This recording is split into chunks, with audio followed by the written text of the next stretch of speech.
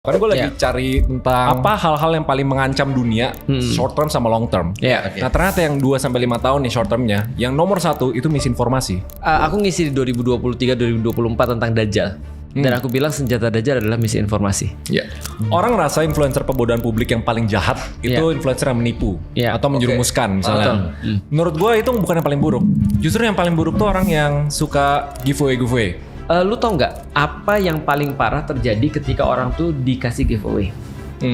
Dia bukan hanya ngikut, tapi satu nih, dia kehilangan kemandirian untuk berpikir. Itu buat yang merasa aja ya, kayak banyak orang yang pengen banget mentalnya tuh, ayo tolong aku, ayo kasihani aku, kasihani aku. Jadi kayak menurutku, kenapa kamu nggak berdiri di kakimu sendiri? Betul. Nah, karena orang-orang untuk bisa punya mental seperti itu, dia harus diajarin.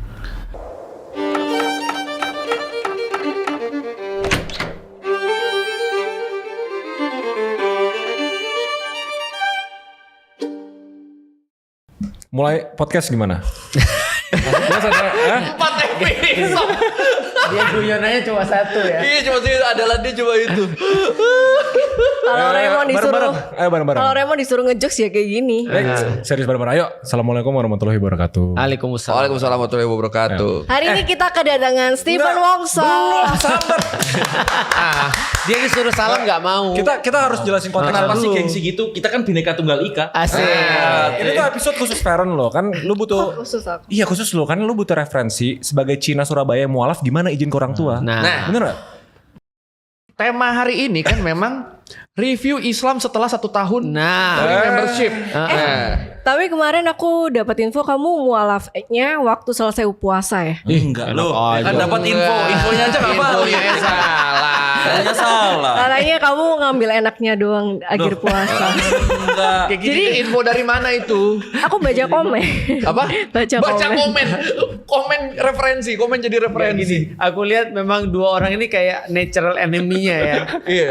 Bagus. Bagus enggak orang aku tanggal ini kok tanggal 26 kok. Iya, orang kan masih puasa. Masih bulan puasa nih. Ini Sisa berapa hari emang? Sisa berapa hari? Aku kurang tahu sih, kurang under seminggu lah pokoknya. Iya, Seminggu. seingatku Enak malah dong. tanggal 21 atau 22 Ramadan. Ya gitu sih. Iya 22-an lah. 22. Habis kita take escape loh, saya ingat. Iya benar. 23 23 Di ruangan Ramadan. ini, di ruangan ini. Berarti Nih, cuma- ubin yang ini nih. Iya, Upin yang ini Ustadz Felix di Upin yang Ah, sana. iya. Tapi emang kalau mualaf memang harus kumpul semua terus dilingkarin gitu ya? Enggak. Ya, ya gini.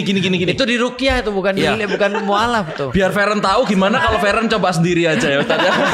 Bagus. Daripada tanya ya kan, daripada Agama. tanya menjelaskan susah, bagaimana kalau mengalami sendiri. Fer, gimana kalau Di kita dalam lingkarin Fer? hadis. Di dalam- Apa? Oke. Gini. Ayo. Gini dulu. Kalau salah penistaan nih, ayo. Enggak. Enggak di dalam hadis gimana? Di dalam Enggak. Ya, yang Ustadz bilang agama nggak bisa dipaksa itu loh. Oh. Ada kan? Salah. Ada. Salah. Kenapa? Itu Quran. Ya di dalam. Quran bukan hadis. Agama nggak bisa dipaksa, tapi Iya. bisa subliminal kan? Iya bisa. Kan kita pelan-pelan nggak maksa. Emang lu terpaksa sama kita? Temenannya. Iya. Jangan takut beneran. Jangan panik beneran dia. Dia tuh sekarang gini ya. Di tahun ini pokoknya kalau aku ngomong apa, dia tuh selalu mikir nih, jangan gue terjebak. Dia gitu sekarang tuh. Dia udah ngalamin clippingan escape pertama. Iya benar. Sekarang dia susah dijebak dia sekarang. Iya, kan sudah jebak dia. Ya gimana Fer? Lu mau nanya apa sama Iya, Stephen? nggak muat. Berarti pas mualaf itu berarti ngalamin puasa terus Eid. Lebaran. Sholat Id enggak, kemarin enggak jujur. Ya. Aku pikir ini pagi siang malam ada. Apa tuh pagi siang malam? Aku pikir kayak gereja. Nah. Aku pikir kayak gereja kan, pagi siang malam ada kan.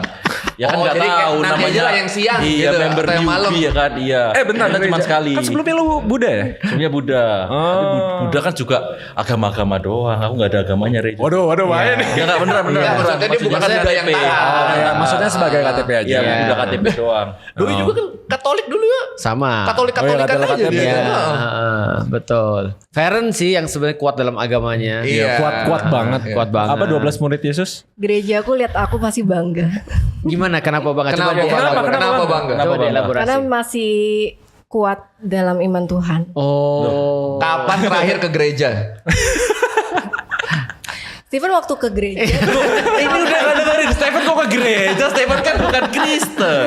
Kamu tahu gereja ada tiga jam? 3 jam itu basic lah. Itu pengetahuan umum. Itu pengetahuan umum. Berarti pernah kan? Apa? Pernah ke gereja? Sekolah dulu iya. Oh, Sekolah. Oke, tapi aku penasaran kenapa orang tua kamu nggak apa-apa kamu Kristen? Kamu Islam? Oh nggak apa-apa. Ini sesi konsultasi. Iya bagus nih. Gimana? Walaupun jawabannya udah dari tahun lalu kalau sebenarnya. habis tanya-tanya udah aku jawab, dipraktekin ya, jangan tanya-tanya doang ya. Ingat ayat di Al-Quran, agama tidak bisa dipaksa. Tapi gini katanya, Fer, dia kan sekarang punya kakak baru. Iya. Nah dia lagi mau nyari siapa yang mau ikut kakaknya. Iya, kenapa bikin kakak baru? Kakak baru ya karena kemarin sempat selek sama orang tua. Ini jawaban asli ya, sempat selek sama orang tua. Terus kayak kan habis ini aku juga mau nikah, ya udah keluar kakak aja. Nikah beneran? Ya iyalah, kenapa nikah bohong-bohongan? Beneran. Pengen nikah. pengen mencari. Taruh kan? Apa? Taruh kan? Iya. Nah, taruh. Lu maunya apa? Lu maunya apa ya gimana lu aja lu maunya gimana? Lu mau tanya apa? Tapi kamu udah paham belum syarat dan ketentuan taruh? Taruh tahu lah, maksudnya kenalan, terus maksudnya nggak ada sesi pacaran, tahu. Bagus. Ajaran Ustadz Felix ternyata. Iya, ternyata Felix emang. Iya. Lolos. Iya, aku aja yang nggak kumpul sama Ustadz Felix full 30 hari kemarin pindah. Iya. Masa kamu yang full nggak pindah? Tapi alasan kamu pindah apa? Nah, ditalihin topiknya. Emang gitu orangnya, emang gitu. Ini namanya tone deaf obrolan, nggak dua sisi, tanya doang. Dua arah dong. Iya. NPD itu namanya. NPD. Nggak nomor telepon bapak lu berapa? Buat apa? Ditanya. Iya. Biar bisa diajak ngobrol sama Steven. Iya. Sebenarnya Feren, menurutku ya, orang itu kan hidup masih panjang, nggak ada yang tahu arah angin kemana sebenarnya. Benar. Ya, kita tuh yang penting jangan menutup diri. Jangan menutup Gila diri. bener ini. Apalagi kalau Karena contoh nih, kamu bilang bener salah, bener yang menurutmu belum tentu bener menurut orang lain. Bener sama enggak kan sudut pandang. Contoh Ustadz, saya menggunakan stereotip ternyata salah kan. Nah, jadi bener salah. Menurut orang luar yang menggunakan yang bener, menurut mereka bener ya udah bener. Yang penting terbuka pikirannya. Terbuka pikirannya, jangan menutup. Benar. Kalau kamu udah menutup, ini yang paling benar, udah diam-diam. Nah itu salah. Benar, setuju. Nah ini sesuai sama topik hari ini loh. Topik hari ini kan kita ngomongin tentang influence. Iya kan influence. Ada yang influence ke arah pembodohan publik, ada yang pencerdasan publik. Gitu kan. Kalau lu spesifik lu influence yang mana, Fer? Lu kan selama ini Aku menginfluence. cuman manusia biasa aja sih. dia yang terinfluence dia. terinfluence. Dia terinfluence. Lihat video TikTok, kemarin baru nemu fotonya Dajjal. Iya Aku benar. tunjukin ya? Benar. Oh iya, gue udah tahu foto Dajjal yang lu maksud yang mana. Itu banyak. Itu digambar Tahu, banyak orang. Banyak. Yang ini kan yang menjem satu ya kan. Iya. Nggak, ini patung sih. Hah? Patung. Ketemu di gua. Itu narasinya udah lucu banget tuh. Patung Dajjal Aku ketemu kirim, di ntar aku gua kirim. udah Di episode 9 ya. Ntar aku kirim di episode 9. Episode nggak ada nomornya di episode tentang Dajjal. Episode tentang Ini spesifik request dia karena kemarin 2 jam nggak cukup katanya. Ya, Oke. Jadi gimana topik hari ini tentang karena lagi viral. Jadi lu kan mau bikin judulnya influencer pembodohan publik. Jadi lu bilang Stephen Wongso sebagai influencer pembodohan Dia publik. nyindir lu. Kenapa lu gitu banget sih? Nyindir lu tuh dia tuh. Sumpah. Kenapa lu gitu banget sih kok? Pemikiran kamu negatif banget sih, Fer. Ini topiknya udah jauh sebelum escape dimulai ya. Lu lihat gak yang di skrip itu kita yang di tema pembodohan publik dalam kurung steroid dia udah nulis. Iya, gila. Dia aja bilang nanti Stephen tuh S-nya steroid. Parah banget. Bukan sehat tapi steroid, parah banget. Ya lu kenapa pilih kayak gitu sih? Di WhatsApp ya aku udah ngomong ke Ustadz, kita besok topiknya ego aja. Terus Ustadz ngomong, jangan yang influencer pembodohan publik aja. Iya, tapi aku nggak bilang itu Stephen, kan lu yang bilang. Iya. Saksinya ada 3 orang. Bener, Iya. Jadi apa yang Iya mau Stephen ini buat kamu. Itu kalian mau. Coba kita Oke, episode ini memang dikhususkan untuk Stephen Wongso. S-nya adalah steroid. Oke. Ya udah berarti kan belakangan ini baru viral. Terus ada fakta yang menarik toh. Kan gue lagi cari tentang apa hal-hal yang paling mengancam dunia short term sama long term. Nah ternyata yang 2 sampai 5 tahun nih short termnya, yang nomor 1 itu misinformasi. Kalau nggak salah itu dari World Economic Forum atau dari mana gitu? Gila itu sebentar, itu tahun berapa tuh sebentar? Baru banget. Kan lagi ngasih economic outlook nih, tambah yang jangka ngeri deh panjang gua. sama jangka pendek. Dia ngerasa dari semua list-list ya, geopolitik, climate dan lain-lain, yang nomor 1 yang by far itu misinformasi. Buset, sebentar ya Steve, sebelum lu jawab ya. Aku bilang, ini aku jadi ngeri serius nih. Karena aku ngisi di 2023 2024 tentang Dajjal. Dan aku bilang senjata Dajjal adalah misinformasi. Ya. Jangka pendek lagi loh. Serius. Makanya aku tanya itu penelitian kapan. Lanjut. Itu benar-benar. Jadi karena social media, karena AI, di atas semuanya adalah misinformasi. Misinformasi by far nomor 1. Oke. Misinformasi itu Padahal kayak kalau lihat gosip gitu. list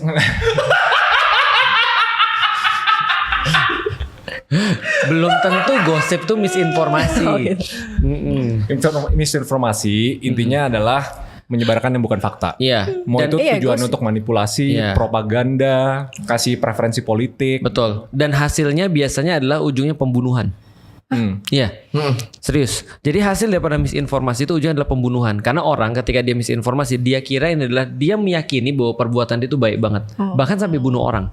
Yang terakhir lagi rame nih, yang kita tadi bahas juga. Apa? Di belakang. Soal ada orang yang kanibal ke orang lain. Makan makan darah dan segala macam. Nah itu kan dia meyakini benar karena misinformasi itu. Ujungnya pembunuhan tuh misinformasi. Iya. Karena kalau menurut analis-analis perang di dunia ya, soal kekuasaan, perang yang paling penting sekarang itu perang pikiran. Gimana cara menguasai pikiran orang. Dan algoritma dan AI itu sangat memudahkan untuk kita dapetin pikirannya orang. The most powerful weapon of control adalah weapon yang orang nggak menyadari dia dikontrol. Dan yang paling menyeramkan dari sosmed adalah lu seneng pas lu dikontrol, dopamin itu loh. Dan lu nggak sadar. Dan ciri-ciri orang yang katanya ciri-ciri orang yang dikontrol adalah, dan siapa yang mengontrol mudah. Lihat aja pada siapa yang nggak bisa dikritik. Mana tuh Pluit? Oh iya.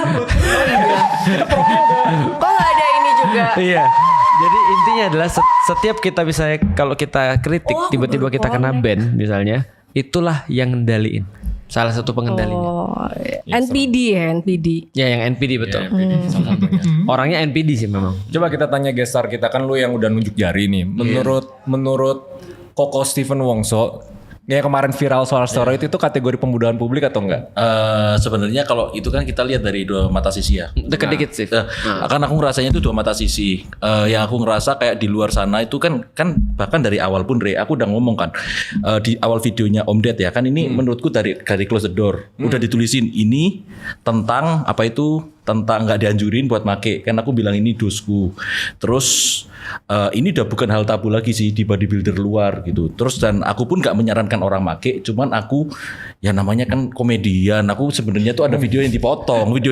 Aku kan pengen nyeksa editor kan, kayak bahkan kayak aku pengen nyuntikin biar biar editornya motong videonya ribet, biar ini dolar merah nggak dapat AdSense gitu kan, tapi dipotong. Tapi kalau di sini lu nggak merasa panas lu? Apa? Nggak merasa panas di sini? Di sini nggak panas kan, udah off cycle soalnya.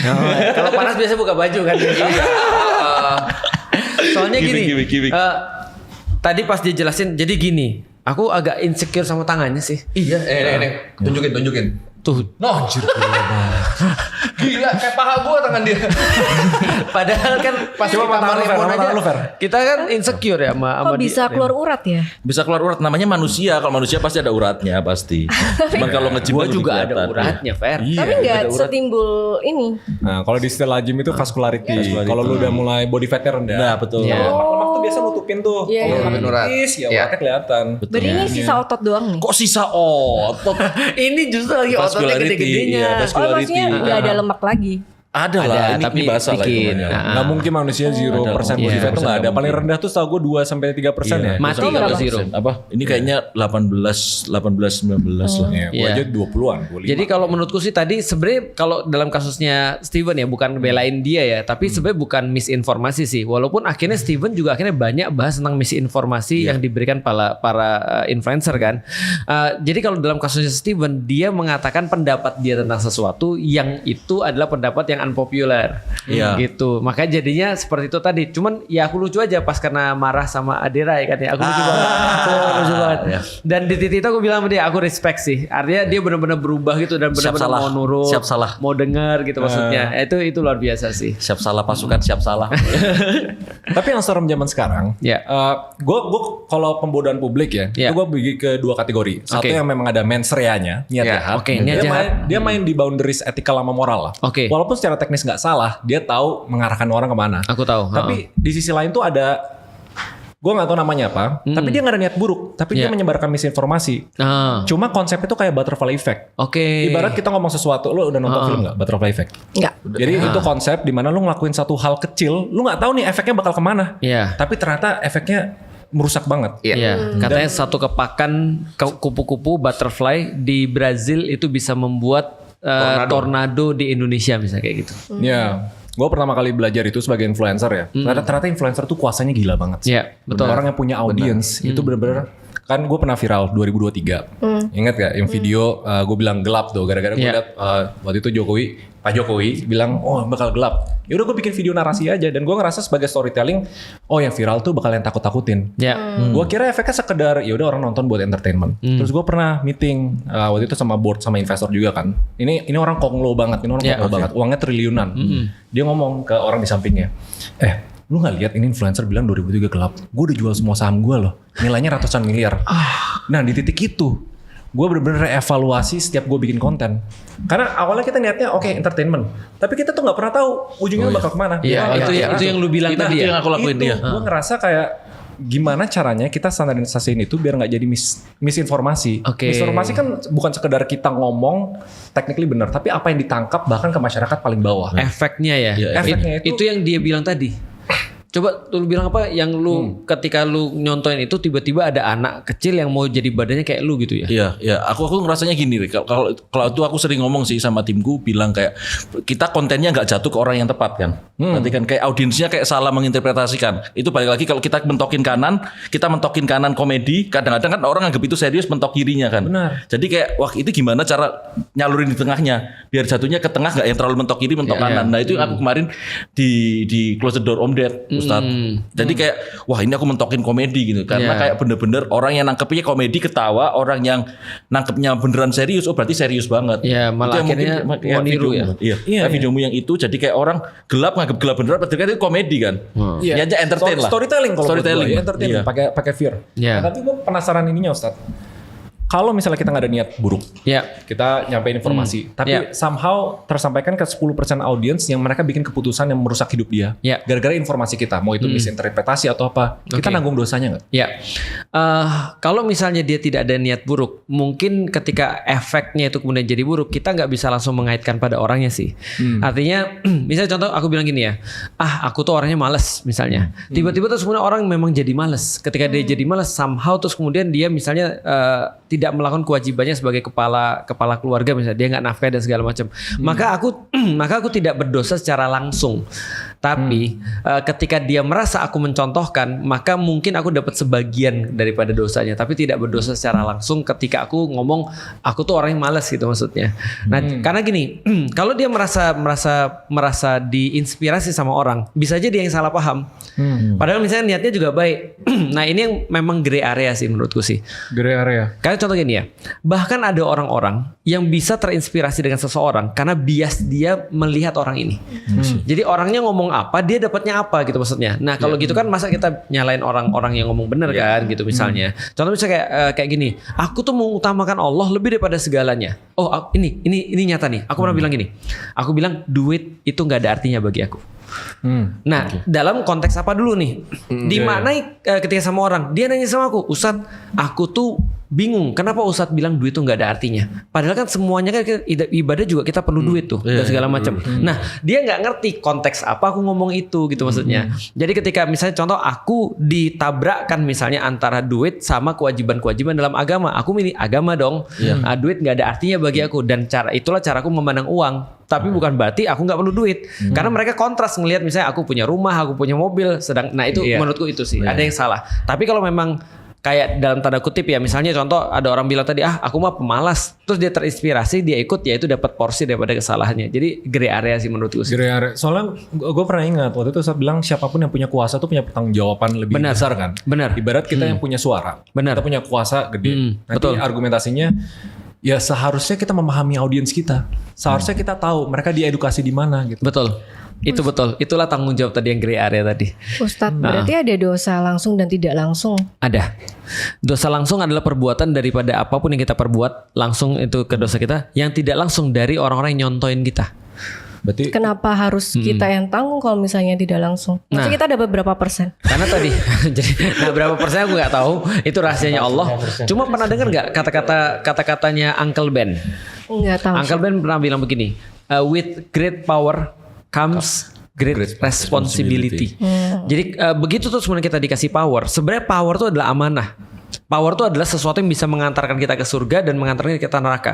Semakin besar powernya, semakin besar yang nganterin itu. Maka yang followersnya banyak, itu harus hati-hati.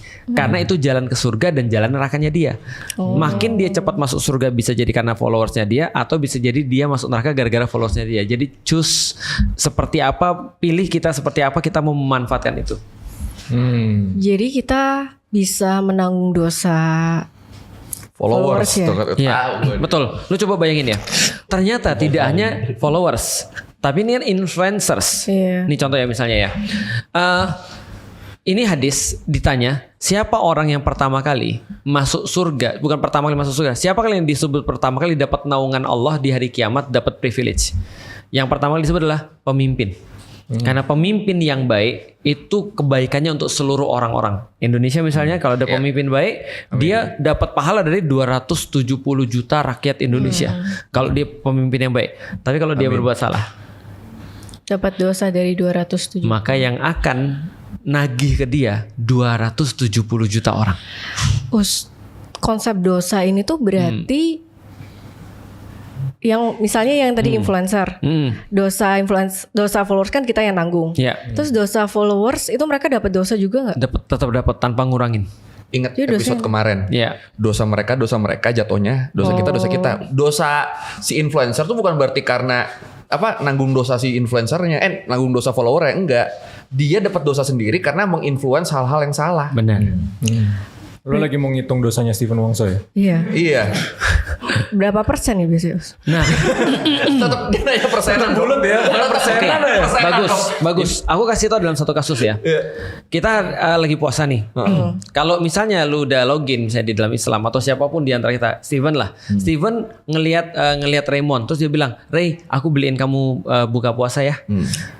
Buka puasa.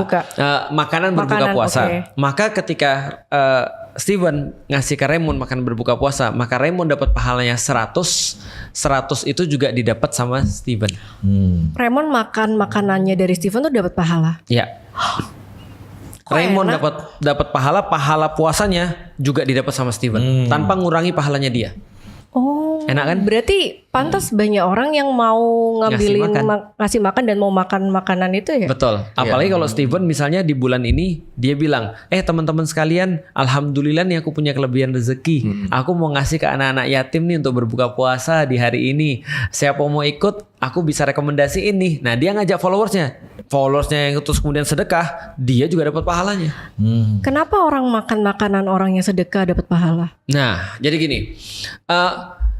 Menariknya gini ya, segala sesuatu di dalam Islam itu tergantung niat. Kalau niatnya penuh, pahalanya 100%. Kalau niatnya nggak penuh, habis tuh pahalanya.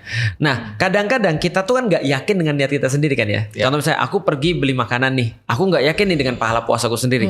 Tapi kalau misalnya Steven sedekah, maka itu berkah tuh, karena itu diambil dari yang halal. Lalu kemudian dia terus kemudian sedekahin juga dengan niat ibadah, maka makanan sedekah tuh menjadi berkah. Berkat. Kalau yang makan tujuannya cuman mau gratisan, gak ada masalah. Pokoknya makan. Kan tujuannya kan sudah didapetin sama yang ngasih kan. Yang ngasih pengen ibadah, dia makan, dia dapat pahala, semua pahalanya nanti juga Steven dapat. Yang jadi dosa tuh kalau tujuannya nyemen. Nah, nyemen tuh buka puasa. Masih jam 4 sore udah dimakan sama dia. Modal. Nah, itu dosa buat dia. Kalau ambil makanan. Nah, kita punya bintang tamu. Iya.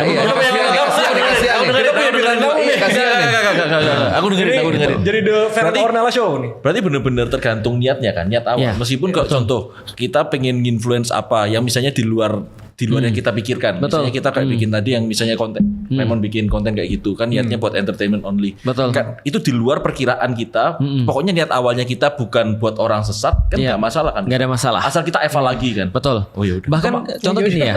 Benar. Validasi diri sebenarnya. Contoh misalnya kayak gini ya Bukan misalnya. aku anjir kan Raymond konteksnya. Contoh misalnya kayak gini ya. Lu misalnya buat konten bagus, niatan lu dapat duit. Misalnya ya, lu buat konten bagus niatannya dapat duit. Ada orang nyontoin kebaikan itu ikhlas pada Allah, lu tetap dapat kebaikannya. Kemarin tuh separah-parahnya orang hujat lu poinnya apa aja sih? Mempromosikan abuse. Abuse drug. Padahal kan orang nggak tahu tentang. Tapi nanti dibilang ini self defense lagi. Gak apa-apa. Orang tuh nggak tahu tentang peptide sama steroid masih bedanya apa gitu. Kalau dia bilang, tapi kan peptide belum FDA gitu. Ya kreatin juga belum FDA. Terus maksudnya kayak beberapa obat-obatan yang multivitamin juga belum FDA. Jadi kayak kadang-kadang tuh kita belum siap sama industrinya ini dan orang karena males riset dan males belajar. Jadi kayak bener-bener nyerang orang yang salah. Jadi kayak misalnya menurutku sih gara-gara ini sih kalau aku boleh potong ya. Kita tuh senantiasa masyarakat kita nggak suka sesuatu yang instan. Pay to win gitu misalnya. Nah, kayak gitu. Nah, dianggapnya dia tuh pay to win. Orang lupa padahal kalau misalnya dia pakai apapun lah ya misalnya enhancer atau apapun kan tetap harus latihan. betul lebih keras juga sih. Gitu sih Itu sebenarnya. efek placebo-nya kenceng banget sih aku menurutku Ray. Ketika kita udah masukin berapa barang misal jutaan atau belasan juta itu ketika kita pengen lemes jadi ini udah bayar belasan juta nih. Aku lebih ke karena efek placebo-nya sih. Mindset-nya sih sebenarnya. Gitu. Cuma solusinya gimana ya kalau gitu ya? Kalau gue selalu tuh gue ada layer moral sama etika yang harus gue lewatin dulu sebelum gue bikin konten apa. Benar. Kadang sampai di titik mungkin di tahun lalu ya, gue tuh saking overthinkingnya gue jadi jarang upload konten. Oke. Gue tuh ngilang di Instagram salah satunya tuh karena apa gue jadi bagian dari sebuah mesin yang tanda kutip membodohkan masyarakat gitu loh. Karena kita nggak bisa please everyone kan. Gue tahu pasti konten gue bisa dimisinterpretasi. Ya gitulah. Finance lebih banyak. Finance itu soalnya hajatnya banyak orang tuh. Iya, orang bilang duit, orangnya apa? Yang paling banyak duit itu influencer finance. Iya. Karena akan disponsorin sama yang memang pusat duit. Gitu. Nah, lu mau jadi influencer finance ya? Di Raymond. Bukan lu. Kan jadi banyak duit. Kapasitas juga. Iya. Lu kan ngomongin finance di Raymond udah terbukti naik kan views kan? Talkshare kan? Nah, iya berarti mungkin emang jalan lu di situ. Iya. Daripada dibanding make up mungkin emang lebih di finance. Tapi tiap bikin konten konsul dulu sama Raymond ini bener gak? Iya. Kalau enggak ntar dapat dosanya lu karena lu tidak tabayun di konten lu. Dosanya Raymond, karena aku tanya Raymond dulu. Nah, itu benar. Kalau nggak nanya Raymond. Itu benar. Kalau nanya Raymond yang salah dia yang dosa. Iya. Oh, berarti aku nggak dosa. Lu juga dosa, kan nggak mengurangi dosa lu. Dua-duanya dapat. Tapi berarti dosa tuh itu kan berarti dosa nggak sengaja dong. Benar. Oh. Benar, ada dosa yang jadi gini ya, ada orang nggak sengaja berbuat dosa, dosanya adalah bukan karena dia berbuat itu, tapi karena dia nggak belajar sebelum berbuat. Oh. Berarti setiap kita bikin konten kita menganut ini dong, the lesser evil. Padahal kita tahu di belakang kepala kita tahu bahwa konten kita bisa dimisinterpretasi dan di Indonesia dengan kepintaran yang tidak terlalu tinggi. And we make content anyway. Oke. Dalam belakang kepala kita, mayoritas tetap positif kok. Betul. Terus kita tahu ada negatifnya, ya udahlah persetan dengan itu gitu misalnya. Ini pandanganku ya, pandanganku gini. Pertanyaan sederhana. Mana dulu yang aku ngomong nih? Steve, pergi ke puncak ya? Iya. Naik apa? Mobil. Hati-hati ya. Atau Steve, hati-hati ya. Ke puncak. Yang mana yang benar? Yang pertama. Berarti kita ngomong dulu, Steve mau kemana? Ke puncak. Naik apa? Mobil. Hati-hati ya. Berarti ini ada aktivitasnya. Terus ada penjagaannya. Penjagaan ini nggak ada gunanya tanpa ada aktivitasnya. Dan menjadi berguna kalau aktivitasnya ada. Nah, kita juga sama. Kita sebagai seorang influencer, aku sebagai guru misalnya, pengen ngajarin Islam. Semua itu bisa disalahgunakan sebenarnya dan bisa jadi dua sisi. Ada yang bisa dapatnya jadi baik, ada yang bisa dapatnya jadi buruk gara-gara pengajaranku ini misalnya. Ada potensi ke situ. Tapi kita harus tahu kalau kita nggak ngajarin, maka kemungkinan cuma satu, buruk. Paham gak sih maksudnya? Jadi kan pergi ke puncak, hati-hati ya. Nah, tapi ketika kita bilang hati-hati, kenapa Ustadz hati-hati? Misalnya ini ada penelitian, ada orang pergi ke puncak misalnya 10% kecelakaan misalnya. Tapi kan bukan itu inti pembahasan kita. Pembahasan kita pergi ke puncaknya terus baru hati-hati. Artinya menurutku sebagai seorang influencer sebenarnya harus ditekankan adalah niatnya. Balik lagi niatnya, tujuannya apa sebenarnya. Nah, setelah dia terus kemudian berniat dan tujuan, ya udah dia cuma bisa untuk berbuat sesuatu yang sejauh kemampuan dia untuk membuat ini tidak disalahpahami orang. Nah, kalau masih salah paham juga, ya udah mau gimana lagi? Dosa tidak langsung. Kalau andaikan memang tadi kan aku bilang ini gray area, bisa jadi dosa, bisa jadi tidak. Karena kalau kita sudah benar-benar menjelaskan dengan sangat hati-hati banget, gitu kan ya. Contoh misalnya kayak tadi, Steven sejauh itu dia udah benar-benar hati-hati. Tapi ternyata Steven sendiri bilang, oh ya aku memang waktu itu kayaknya bisa lebih bagus deh penjelasannya. Nah gitu. Nah berarti itu kan dosa tidak langsung kan. Tapi kalau misalnya Steven udah berusaha benar jelasin, jadi gini ya, aku saranin begini segala macam, masih ada juga orang yang terus kemudian salah paham. Berarti itu bias. Nah, itu belum tentu dosa. Belum tentu. Tapi titiknya berarti di kemampuan orang menginterpretasi. Benar. Itu juga ada pengaruhnya. Karena gini, seorang guru terbaik pun ketika menjelaskan sesuatu itu pasti ada murid-muridnya yang salah paham. Nah, artinya jangan mereka kita jadi sebagai highlight. Yang kita jadiin highlight berapa banyak yang sudah pinter. Maka salah satu cara untuk melihat apakah konten kita itu adalah bagus atau tidak bagus, bisa di take down, harus di take down atau tidak di take down, lihat yang komen. Kalau komennya banyak salah paham, berarti kita udah jelas pasti harus memperbaiki diri. Salah paham dari maksud si kreator kan. Betul. Ya. Kalau misalnya target kreatornya misalnya pengen bikin konten negatif tiba-tiba positif kan sebenarnya juga salah paham juga. Betul. Pokoknya dari sesuai target kreator. Betul. Nah, tapi kalau misalnya kita bilang kayak gitu, Ustadz, kita kan misalnya bikin sesuatu kan pasti ada yang salah paham. Misalnya kita bikin konten komedinya tapi taunya dia bilang serius. Slapstick mukul gitu. Tapi ada yang orang komen maksudnya kayak ini kalau anak-anak ada yang lihat gimana? Gitu. Nanti ditiru anak-anak gimana? Kalau di mindsetku ini Ustadz, benar apa enggak menurut Ustadz ya? Menurutku kayak ya salah orang tuanya lah. Kenapa anak-anak dikasih handphone? Anak-anak umur 5 tahun, 6 tahun dikasih handphone, ya kan salah orang tuanya. Kalau bahkan menurutku ya omongan kasar di sosial media pun nggak bagus. Tapi meskipun ada di luar sana, kalau anak-anak yang nonton ya salah orang tuanya. Kenapa orang tuanya males jaga anaknya dikasih handphone? Iya, betul. Itu sama kayak ada orang di gangnya dipasangin polisi tidur banyak banget. Alasnya sederhana, biar anak-anak aman. Lah pertanyaan sederhana, emang anak-anak mainnya di jalan? Kan gitu kan ya. Harusnya kan anak-anak mainnya bukan di jalan kan. Anak-anak mainnya di tempat main dong. Lapangan atau manapun. Nah menurutku sih agak egois sih.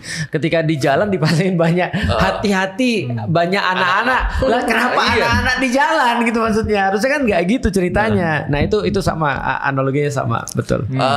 Kalau ada orang tua yang ngasih main sosmed ke anaknya, inget buat bersosmed aja tuh ada age verification ya kan? Ada tuh minimal berapa tahun. Kok bisa? Bapak pakai KTP orang tuanya kan biasanya. Iya. Tahu ada anak 5-6 tahun main TikTok kan? Ya orang tuanya dulu lah. Iya, harusnya yang orang tuanya dulu yang dipermasalahkan, jangan konten kreatornya. Karena setiap konten kreator itu ya buat sesuai dengan segmentasinya masing-masing. Benar. Ada yang lucu. Fuad itu pernah aku udah pernah cerita juga. Fuad pernah bahas tentang K-pop. Dan dia kasih tahu ini K-pop ini begini dikasih tahu lah semua grupnya, semua ininya dan segala macam karakteristiknya. Ada orang yang komen, "Jangan bahas nama-nama idol terus dong. Tahu nggak siapa istrinya Abu Bakar?" Loh, aku mikir nih. Pertanyaanku kenapa lu di sini? Paham gak sih maksudnya? Kalau memang lu memang tertariknya pada siapa istrinya Abu Bakar, jangan follow Fuad. Jangan follow Fuad, cari yang lain. Follow Koi lah. Wow. Sama aja. Iya kan? Paham gak maksudnya? Lu salah follow orang gitu maksudnya. Makanya namanya influencer itu ada segmentasi pasarnya. Nah, kalau misalnya contoh ya, aku nyari agama. Masa aku nyari agama dari Koi kan gak mungkin. Iya dong. Saya mencari agama dari Koi. Woi, imam saya. Benar. Cuma di Jepang. Salah target warga. Cuma di Jepang. Lega banget gue pulang ke sini tidak ada tanggung jawab Remon lagi udah. Gimana? Berarti kalau aku salah ngomong tentang Islam, berarti Ustadz nanggung dosa ya? Betul. Itu betul. Tunggu dulu Itu betul. Ini pertanyaan dari dalam hati beneran loh Ustadz. Itu betul di satu titik. Tapi bener apa? Betul di satu titik. Tapi semua orang yang nonton ini mereka sudah tahu bahwa lu tuh polos. Iya. Tapi dosa tetap ada dosa kan? Dosa kan kalau salah kan? Enggak nih. Kalau lu salah, kalau maksiat orang ngambil salahnya dari lu. Iya, baru. Cuma persentase itu kan kayaknya. Iya. Kalau ditarik alurnya kan dari Ustadz dulu ke aku. Nah, tapi kan orang cuma kan orang nggak percaya malu. Nah, orang juga bernalar untuk ngambil referensi Islam dari lu itu udah salah. Iya. Contoh kayak gini deh. Contoh ya misalnya, kita bilang di sini 7 kali 7 sama dengan 30 misalnya. Iya. Ya. Itu benar atau salah? Salah. Dosa atau enggak? Enggak. Karena tidak setiap salah itu maksiat. Yang dosa itu maksiat. Berarti kalau di Islam ya lebih bobotnya dari niat daripada hasil. Betul. Itu betul. Niat pun kepecah dua kalau gue. Misalnya kemarin gue diminta konsul perihal hukum. Gue selalu bedain ini kejahatan apa kelalaian. Betul. Mens rea atau tidak. Anggap berarti influencer-influencer nih yang tidak sadar membawa hasil buruk ke masyarakat atas kelalaian. Benar. Dosa mereka gak segede orang yang misalnya dampaknya kecil tapi modalnya kejahatan. Betul. Itu betul banget. Itu betul banget. Atau nih buat Feren kita kasih contoh. Karena dia selalu mikirin persentase. Iya. Aku bingung misalnya dosa gede Ustadz, dosa kecil. Ustadz ngomong. Orang Islam boleh makan babi kalau di dunia ini udah nggak ada makanan lagi dan itu satu-satunya cara untuk bertahan hidup. Betul. Itu boleh. Tiba-tiba dia dengar belakangnya doang. Tahu-tahu yang dia sebar kata Ustadz Felix orang Islam boleh makan babi. Nah, itu benar. Gitu. Nah, berarti kalau misalnya itu terjadi, aku nggak salah. Oh, aku yang salah. Iya dong. Karena lu ngutipnya nggak benar. Pengen banget dia transfer dosa. Iya. Itu apa dosa ke Ustadz Felix? Iya, enggak dong kan lu ngutipnya salah. Kecuali kalau gua bilang, makan babi itu boleh. Misalnya, terus lu ulangin kata Ustadz Felix makan babi boleh. Nah, kita berdua dosa tuh. Iya. Kenapa kalau udah nggak ada daging di dunia ini kita boleh makan babi? Padahal bisa vegan gitu ya. Kan gak ada vegan juga ceritanya. Bukan. Iya kan udah nggak ada apapun yang bisa Selain dimakan babi. untuk bertahan hidup tinggal nyisa babi. Berarti di dalam berarti sekarang Feren ngerti di dalam Islam nyawa manusia lebih penting daripada aturan apapun. Oh gitu. Terus kenapa babi dilarang? Ya Allah. Udah itu episode lain. Itu udah dibahas sama dia tuh. Lama banget. Ini perasaan season lalu udah dibahas deh. Aku dari Ujung-ujungnya Dia aja nonton inget. Iya season lalu udah dibahas ya tuh. Escape 1 biarlah berlalu. Ya. Episode kemarin dibahas ya. Episode kemarin dibahas. Iya. Episode kemarin dibahas. Masa anak SD tiap tahun belajarnya perkalian yang sama. Bagus. Bener kan dia musuh alami sama-sama orang Surabaya. Gue udah unpopular opinion, gak tau setuju atau enggak nih ya. Boleh. Orang rasa influencer pembodohan publik yang paling jahat itu influencer yang menipu atau menjerumuskan misalnya. Menurut gue itu bukan yang paling buruk. Justru yang paling buruk tuh orang yang suka giveaway. Menurut gue. Contohnya siapa? Gak usah sebut nama Susun, jangan. Contohnya. Soalnya menurut gue balik lagi Inisial. Jangan. Kita cari perdamaian aja. Katanya Bobon. Bukan kataku ya, katanya Bobon. Katanya, tapi menurutku kata-katanya juga salah sih. Bukan salah, kurang tepat. Katanya Bobon begini. Yang Cina belum tentu begini, tapi yang begini-begini biasanya Cina. Nggak, lu tanya dulu kenapa menurut gua yang giveaway itu tier satunya pembodohan. Kenapa? Ya kenapa Rey? Definisi pembodohan itu apa? Pembodohan itu bukan salah informasi menurut gua, tapi pas mereka udah mengurangi kemampuan akal sehatnya mereka. Jadi kalau orang yang pelan-pelan diarahkan untuk tidak menggunakan akal, menurut gua itu pembodohan ultimate. Oke. Kalau misalnya orang nih punya akal, tapi dia disodorin informasi yang salah gitu misalnya, dia masih bisa berbenah. Tapi kalau dari awal mindsetnya udah nggak usah pakai akal, ikutin aja, udah nggak pakai ini, menurut gua itu ultimate pembodohan. Bagus, sebentar, bagiin dulu karena Anda bakal memerlukannya. Kalau gitu aku mau nanya. Siap-siap deh. Nah. Dia bentar lagi mau offside soalnya. Gue tahu banget yang mau ditarik kemana. Gue tahu banget dia. Iya. Kita tes ya. Kita tes apakah aku sehati sama Koi atau tidak. Iya. Koi, omongin yang aku ngomongin Koi. Ayo. Kalau aku angkat berarti benar. Misalnya, pembodohan ya. Ya. Ada suatu kerajaan. Ada suatu kerajaan. Udah.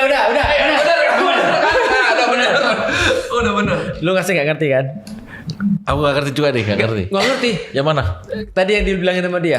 Nah, termasuk pembodohan adalah contoh gini ya. Sebenarnya ya, aku lihat ya. Lu pernah tahu MBG kan? Lu tahu kan ya? MBG itu kan diprioritaskan atas misalnya pendidikan kan? Tahu nggak kenapa? Mohon diperjelas. Sesederhana gini, kalau orang pinter, orang-orang ini nggak kepilih. Sederhana kan? Nah, berarti Gue mau keluar dari mulut gue. berarti itu pembodohan gak dicoba tuh? Iya, in a way kan? Yang jadi tumben gak ada yang ngangkat gini. yang udah jadi pembahasan kan sebenarnya dari zaman-zaman bansos. Iya, kan? benar. Kayak daripada orang pusing mikirin gimana cara cari kerja dan lain-lain nih gitu. Iya. Dan aku ngerti apa yang dibilang Raymond. Ini aku sederhana yang dibilang Raymond ya. Lu tau nggak apa yang paling parah terjadi ketika orang tuh dikasih giveaway? Dia bukan hanya ngikut, tapi satu nih, dia kehilangan kemandirian untuk berpikir. Itu. Tapi Ustadz kalau gitu kan sebenarnya kan menurutku kenapa orang, aku nggak tahu ya. Ini aku cuman berusaha kontra aja Ustadz. Orang yang dengan mentality instan dopamin, sukses cepat dengan gitu-gitu kan sebenarnya salahnya sendiri karena di dunia ini nggak ada yang cepat kan. Betul. Dan kalau memang mereka tergiur sama gitu, tapi emang kebanyakan kan, buat yang merasa aja ya, kayak banyak orang yang pengen banget mentalnya tuh, ayo tolong aku, ayo kasihani aku, kasihani aku. Jadi kayak menurutku, kenapa kamu nggak berdiri di kakimu sendiri? Betul. Nah, karena orang-orang untuk bisa punya mental seperti itu, dia harus diajarin. Oh, I see. Lingkungannya juga harus dibentuk kan. Nah, kalau lingkungannya nyuapin mulu, kapan mentalnya mau naik? Betul. Justru itu yang menurutku terjadi. Jadi aku dari dulu dikasih tahu bapakku, nggak ada yang namanya instan. Dan kalau ada sesuatu yang instan, kamu harus berpikir bahwasanya itu pasti buruk. Betul. Aku selalu diajarin begitu sih. Something wrong. Jadi ketika aku lagi misalnya panas dalam atau aku misalnya lagi meriang, aku nggak konsumsi obat. Aku lebih minta beliin sup gitu misalnya atau makanan yang enak dan segala macam. Nah, aku nggak pernah punya mental instan, dan kalau instan aku pasti curiga dengan itu. Nah, ini kan yang diajarin bapakku nih. Tapi yang diajarin di Indonesia ataupun di tempat-tempat yang lain, ini ada satu edukasi massal bahwasanya tentang instant gratification tadi. Nah, ini edukasi massal menurutku ya, setiap 5 tahun sekali minimal edukasi massal itu terjadi. Aku tahu. Setiap 5 tahun sekali edukasi massal itu terjadi. Apa ya yang kira-kira 5 tahun sekali dilakukan rutin ya? Piala dunia lah.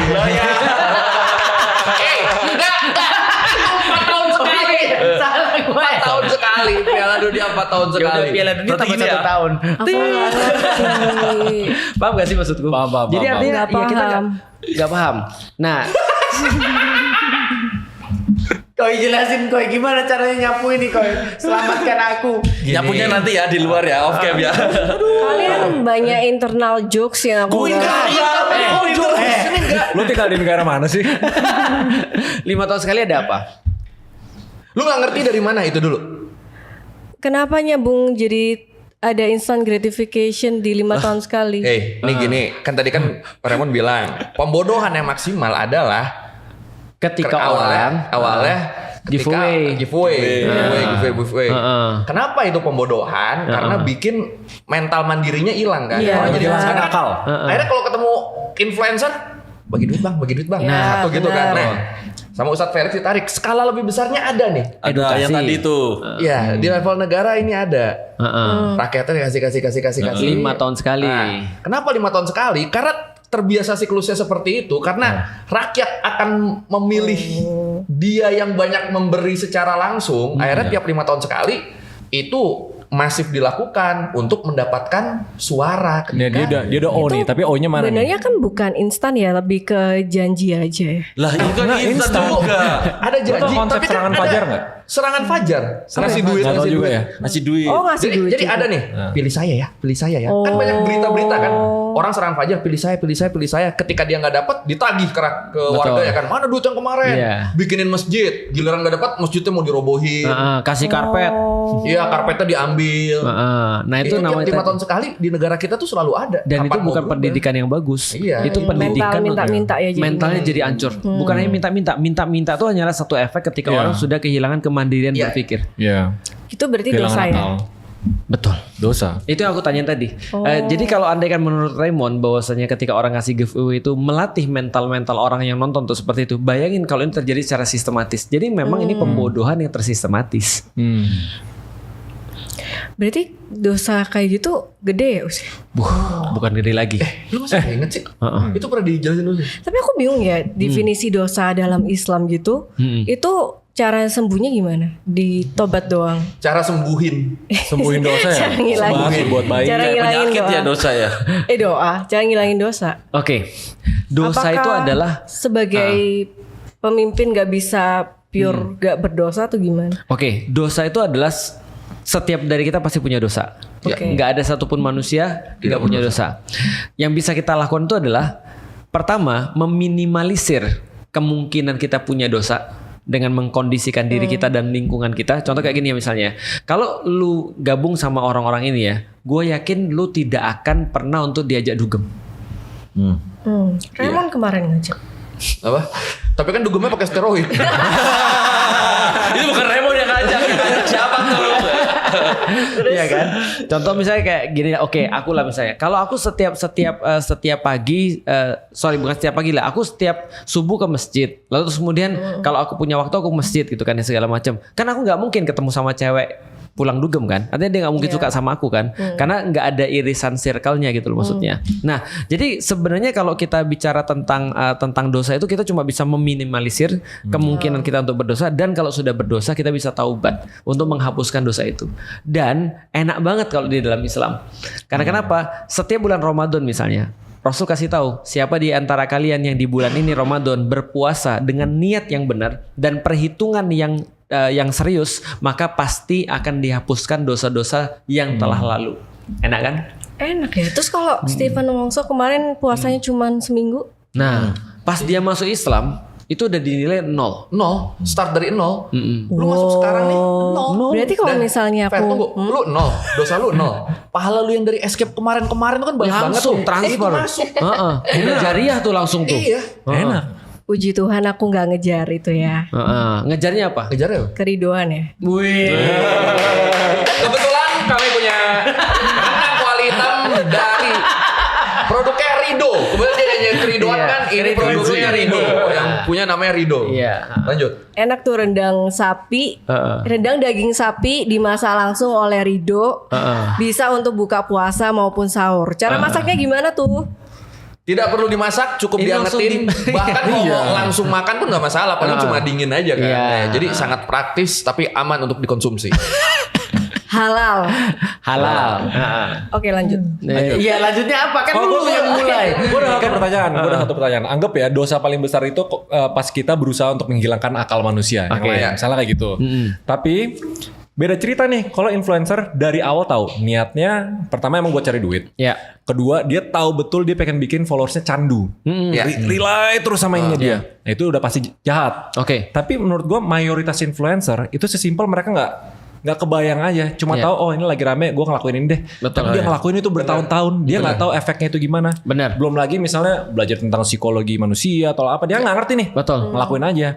Kirain ya oke-oke aja, tapi efeknya gede. Dosanya gimana? Kalau orang sudah niat jahat ya, kalau orang sudah niat jahat berarti dia pasti akan memberikan efek jariah jahatnya itu. Kalau orang yang dapat materi dia terus kemudian jadi pengen kayak dia melakukan hal yang sama, maka ya dia pasti akan dapat dosa yang sama. Nah ini bukan gray area lagi. Tapi kalau niatnya sudah jelas ya, aku pengen followersku supaya misalnya aku tipu-tipu misalnya, aku pengen followersku supaya kayak aku influence dengan sesuatu yang buruk misalnya, contoh ya, ada followers yang bilang begini, ya memang gue zina, setidaknya gue adalah pezina yang jujur. Kok mirip ya sama kasus? Keren dong. Ngaku. Beda, dia kan bukan zina, dia kan pakai kan. Setidaknya gue jujur.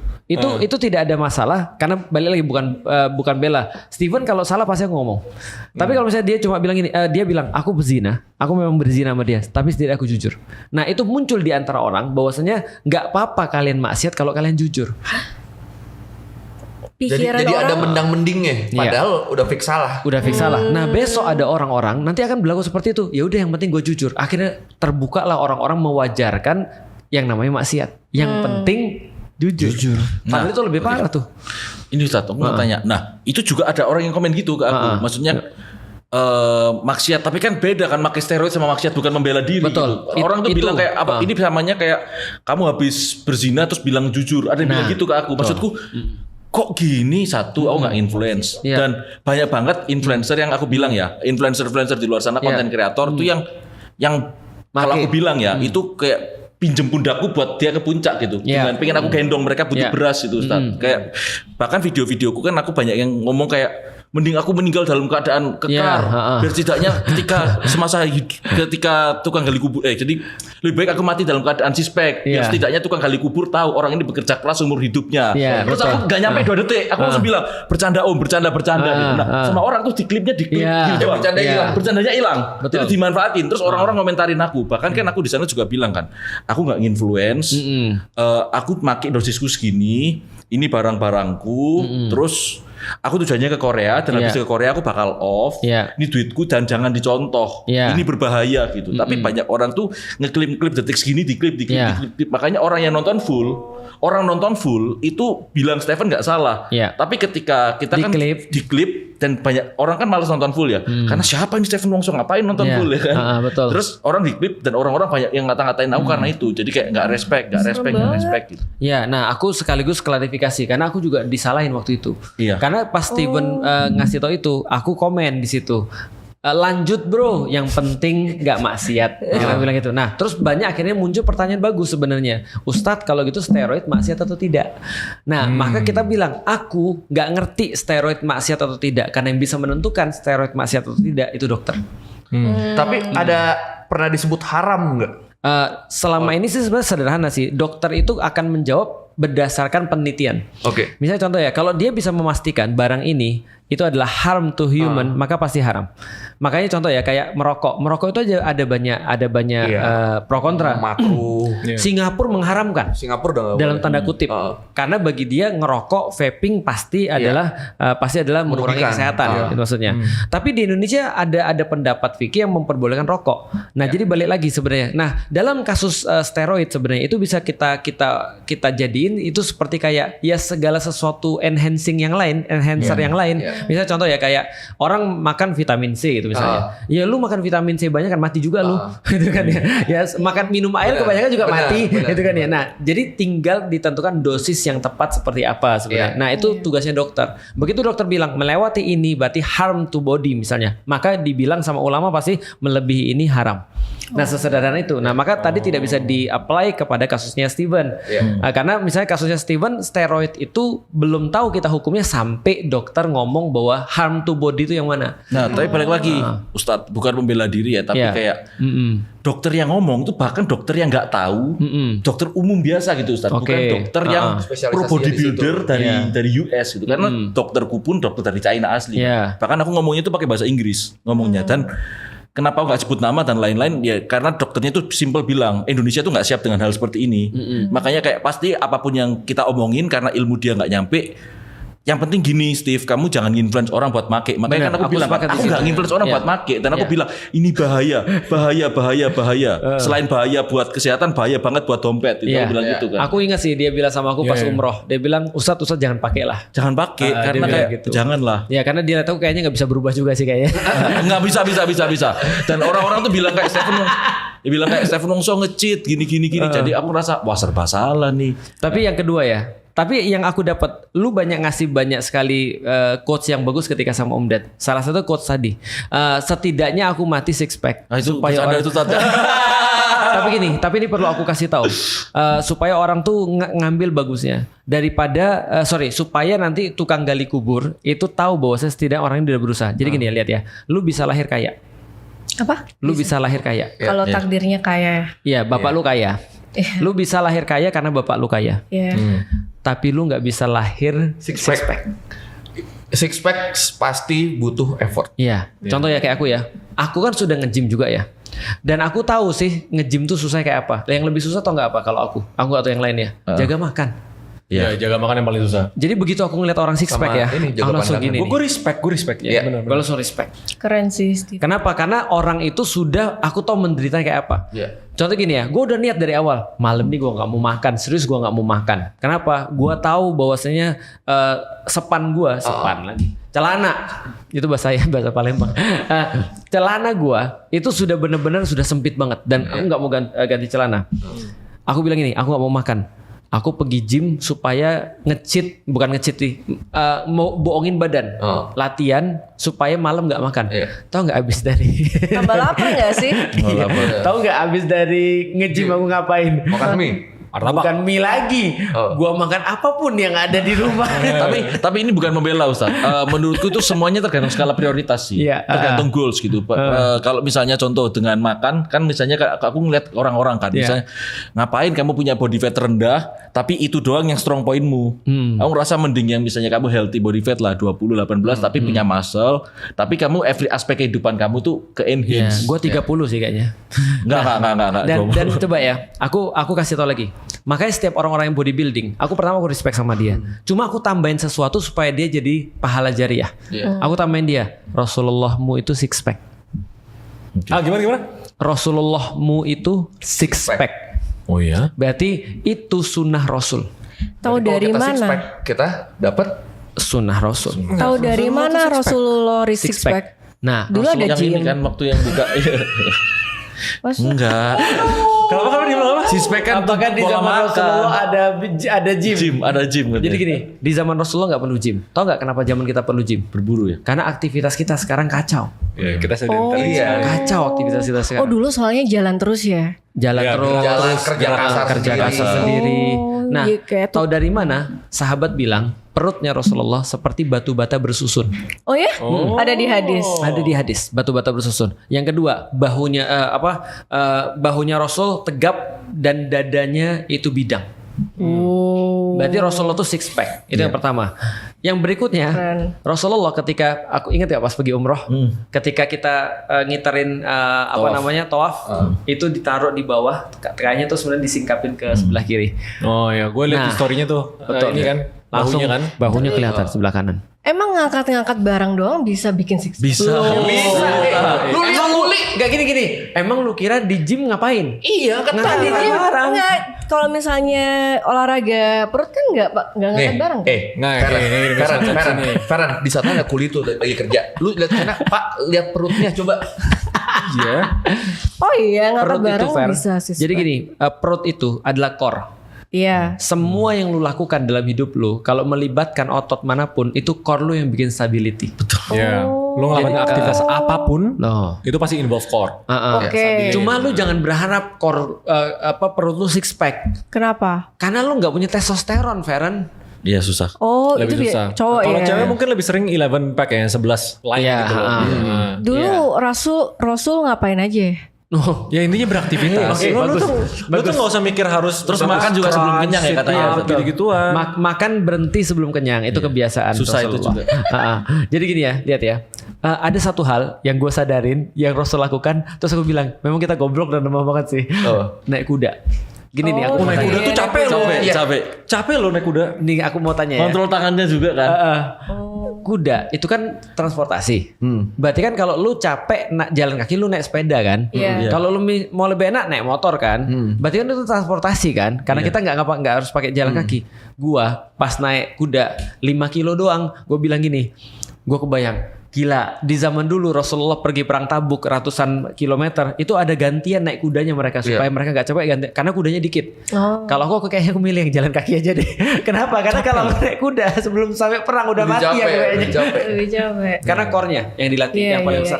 Ngestabilin kan di atas itu tuh. Stabilin. Tapi ini tadi dengar cerita Steven saya jadi tersadar dan sepertinya perlu diingatkan juga. Iya. Selain influencer yang berpotensi nyebar dosa, dapat dosa karena orang salah interpretasi. Clipper sekarang berarti emang. Iya benar. Itu tuh harus diingetin juga loh. Clipper tuh gila banget. Clipper tuh kayak Steven tadi kan dia ngomong bercanda dikat, disebar.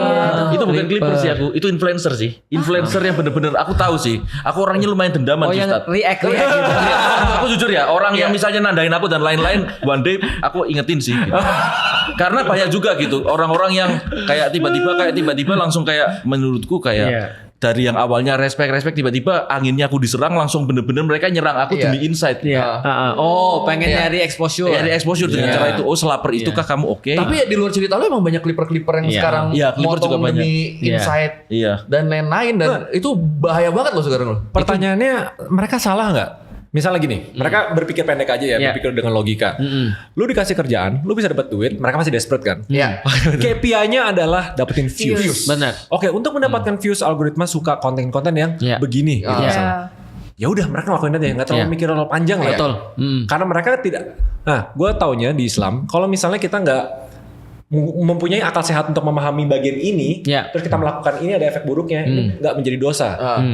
Nah dia kan nggak paham ininya, mana ngerti butterfly effect, mana ngerti kayak oh ini ujung-ujungnya bikin orang persepsi gini, nyakitin orang. Dia mikirnya cari duit, cari nafkah. Tujuannya untuk hidup aja. Kalau gue merasa itu tetap dosa, karena kan paling basicnya adalah lu nyebar fitnah jadinya. Kalau nggak ngerti-ngerti ya sebelah sini, pasti orang tahu lah kalau fitnah itu dengan lebih kejam dari pembunuhan. Tapi dari pengalaman gue. Mereka nggak paham itu fitnah. Mereka nggak paham itu misinformasi. Mereka cuma paham ini potongan yang bisa viral. Ini viral. Tapi jatuhnya framing ya. Betul. Jadi gini sebenarnya. Ini sudah terjadi ratusan tahun yang lalu. Ulama bikin buku. Dan di buku itu biasanya mereka ngasih contoh. Misalnya ngasih contoh nih. Ini ada ulama hadis. Misalnya dia kumpulin, dia jelasin segala macam. Ada nih di masa saya waktu itu di Irak ada orang berkata bahwasanya sholat itu tidak penting kalau sudah ingat kepada Allah. Di buku itu dia tulis.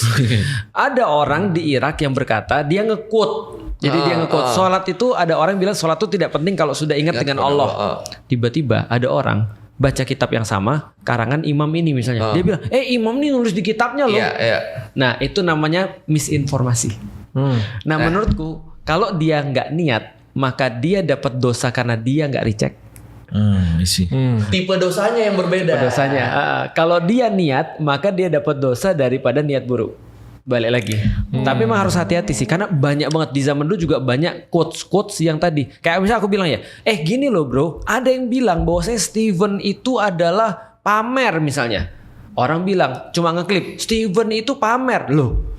Kan aku bilang di depannya ada yang ngutip, tapi mereka cari pas yang viral kan.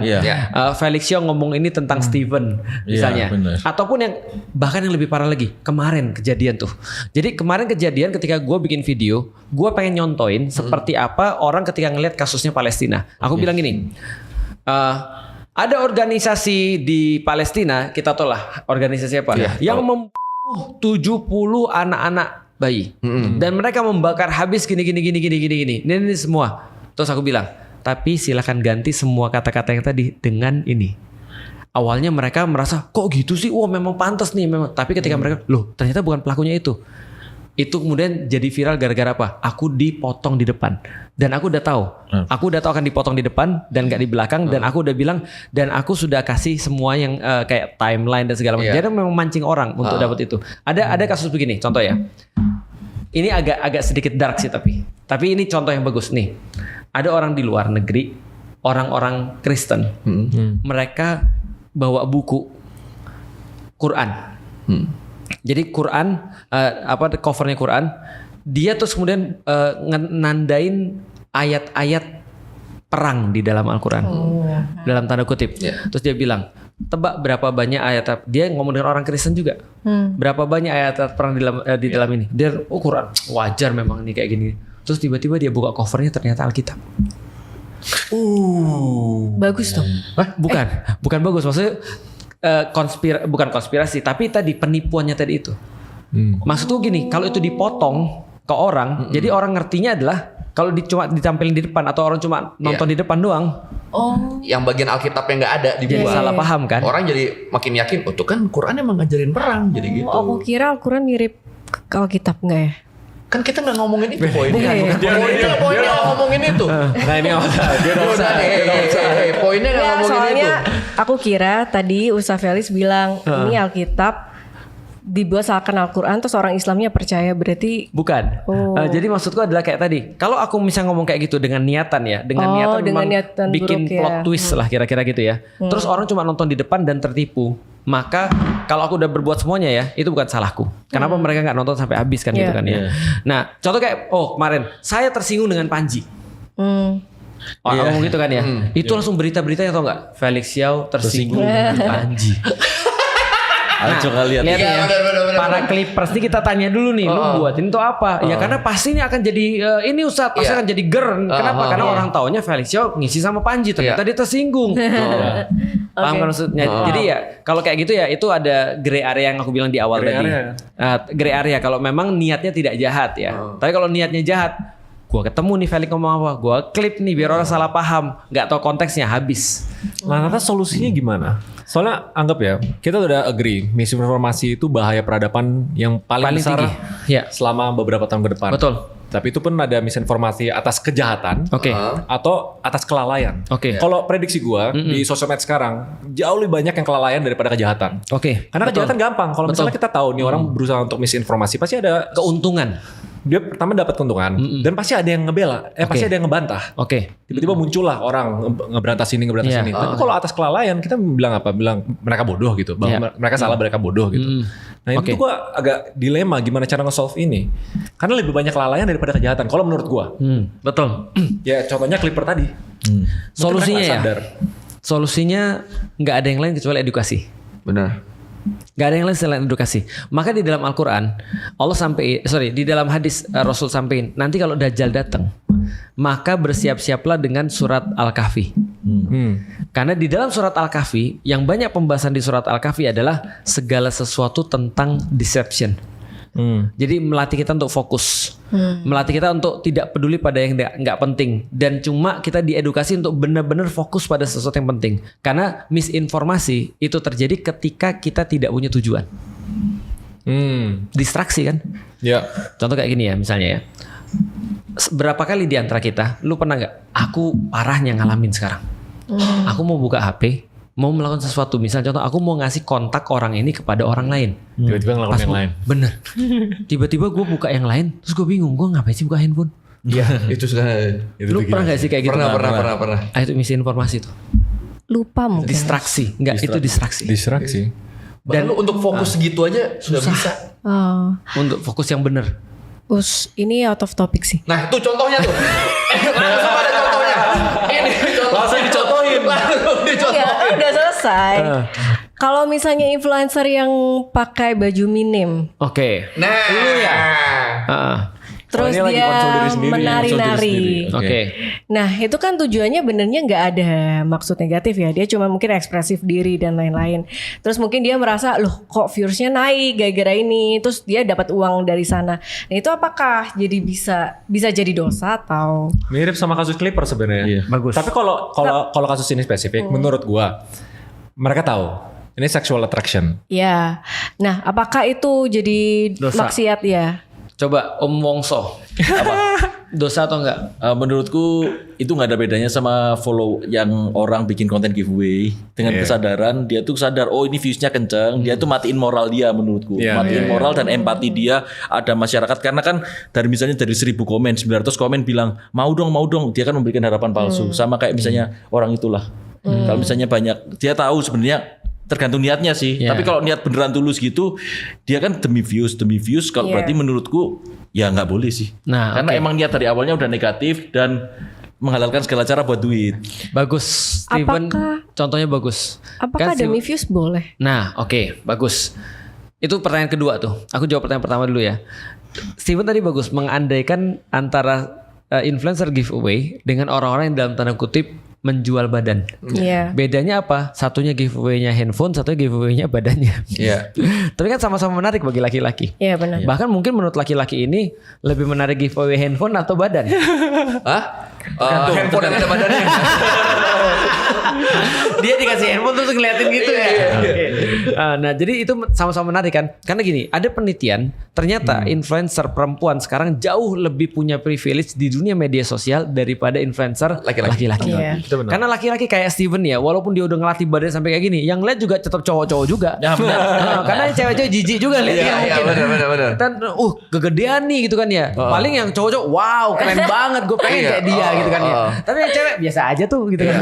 Karena itu yang terjadi kan ya, paham kan maksudnya? Nah, tapi kalau cewek dia buka sedikit aja, bagi cowok itu luar biasa. Cewek nggak suka tuh, karena cewek nggak suka yang lebih cantik daripada dia biasanya kan gitu kan ya. Nah, tapi biasanya, contohnya aku nanti diserang orang cewek nih gitu kan ya. Nah, tapi di klip ya. Di klip bagus. Aja bagian itu doang. Iya. Nah, terus akhirnya kalau misalnya kita lihat dosa atau tidak, aku sepakat dengan Raymond. Semua perempuan sekarang itu dalam keadaan fully aware bahwasanya mereka bisa menggunakan bagian tubuh mereka untuk narik viewers. Benar. Sekarang ke pertanyaan kedua, apakah salah kita posting sesuatu untuk views?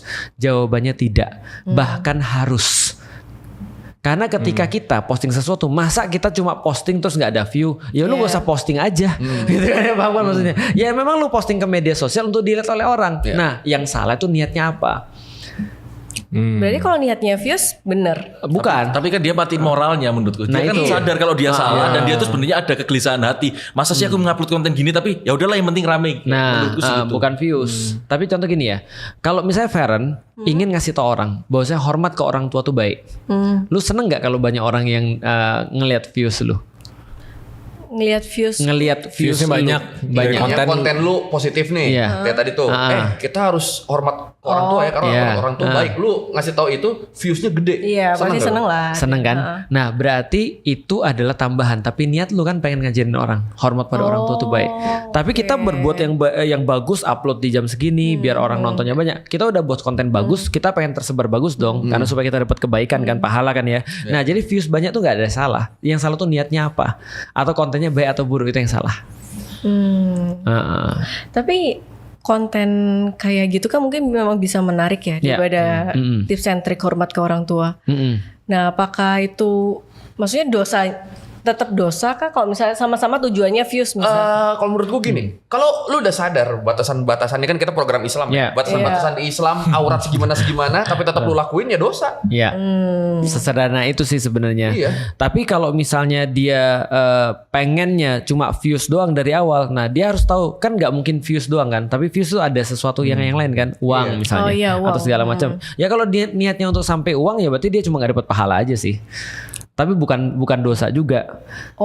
Contoh ya, Koi dia posting sesuatu, dia pengen dapat duit dari postingannya itu, dia dosa nggak? Enggak lah, namanya duit halal. Tapi dia nggak dapat pahala juga.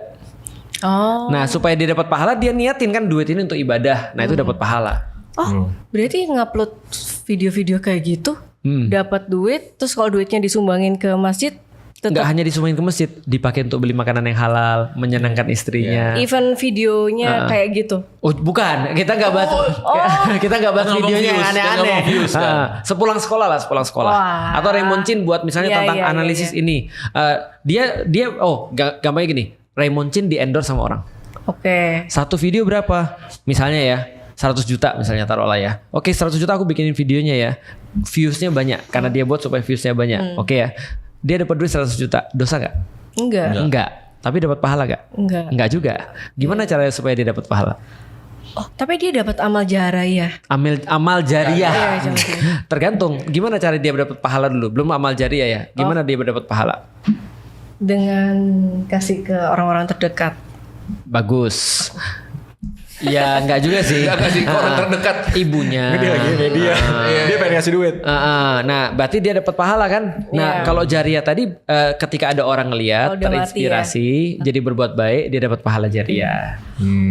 Nah konteksnya kalau misalnya nih ada orang pakai baju minim, nari-nari dapat views, dapat duit, duitnya kasih ke masjid.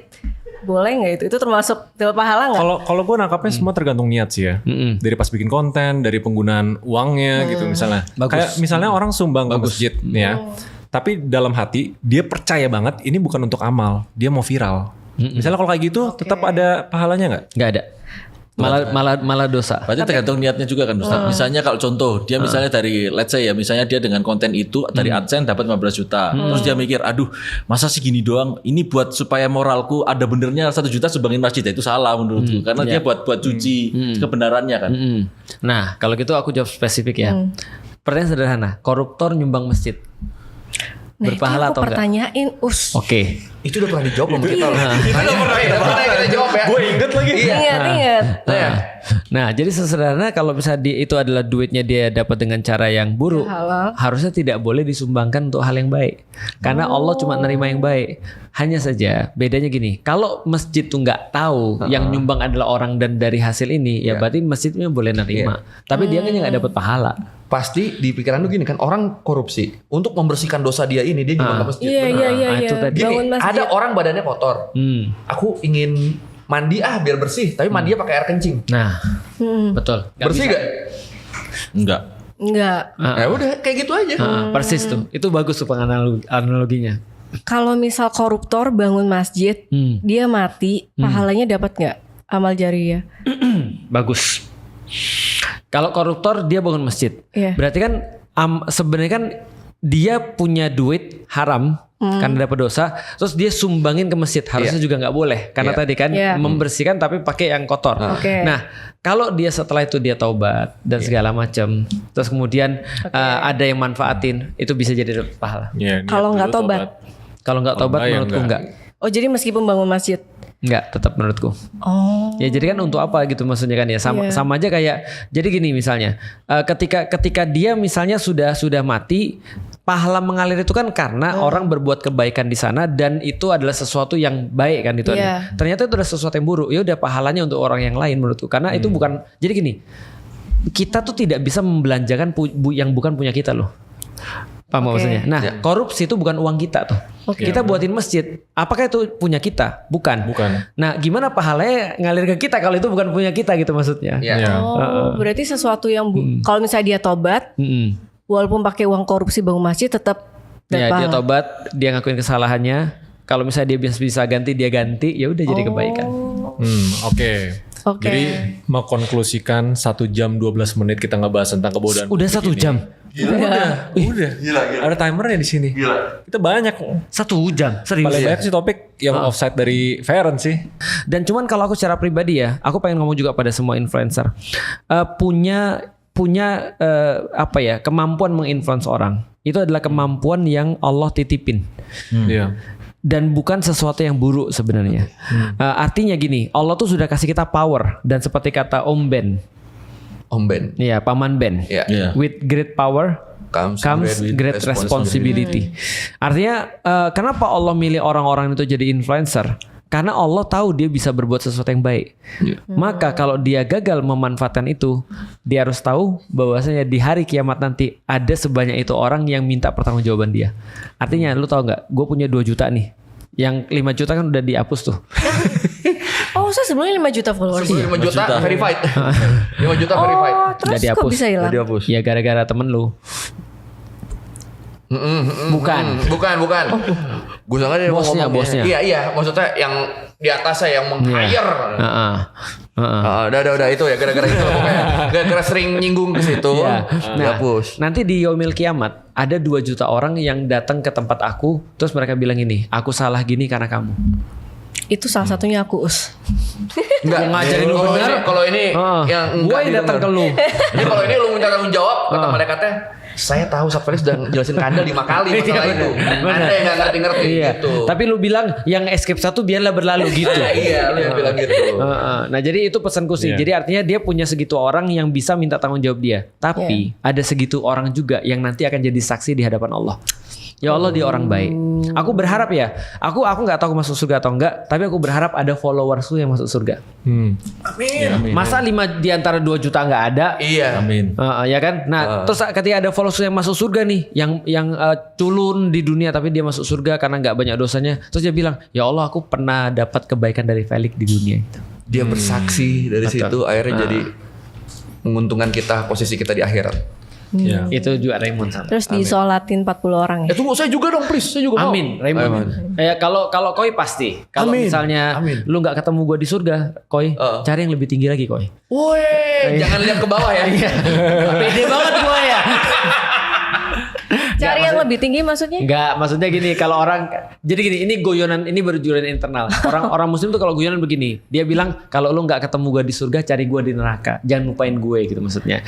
Tapi guyonan gue tadi adalah kalau lu nggak ketemu gue di surga, lu cari di surga yang lebih tinggi, mungkin gue di situ. Oh iya, kalian ada level ya soalnya. Jadi gue tadi mau nyombong gitu maksudnya. Iya. Oke, sekarang sekarang flexing. Tapi kita masuk ke sesi. Oh iya, ini Steven Wongso kan nggak tahu dia setiap kali ini kita involve banyak pertanyaan-pertanyaan dari netizen. Biar kita bisa nge-solve problemnya mereka masing-masing. Jadi setiap orang ambil kartu mulai dari saya, Bapak Steven. Wah, Dia fun fact, Steven itu nama adik gue loh. Dia ngambil kartu aja flexing tuh. iya. Iya, kayak gini nih. Tadi gue liat Kayak gini nih.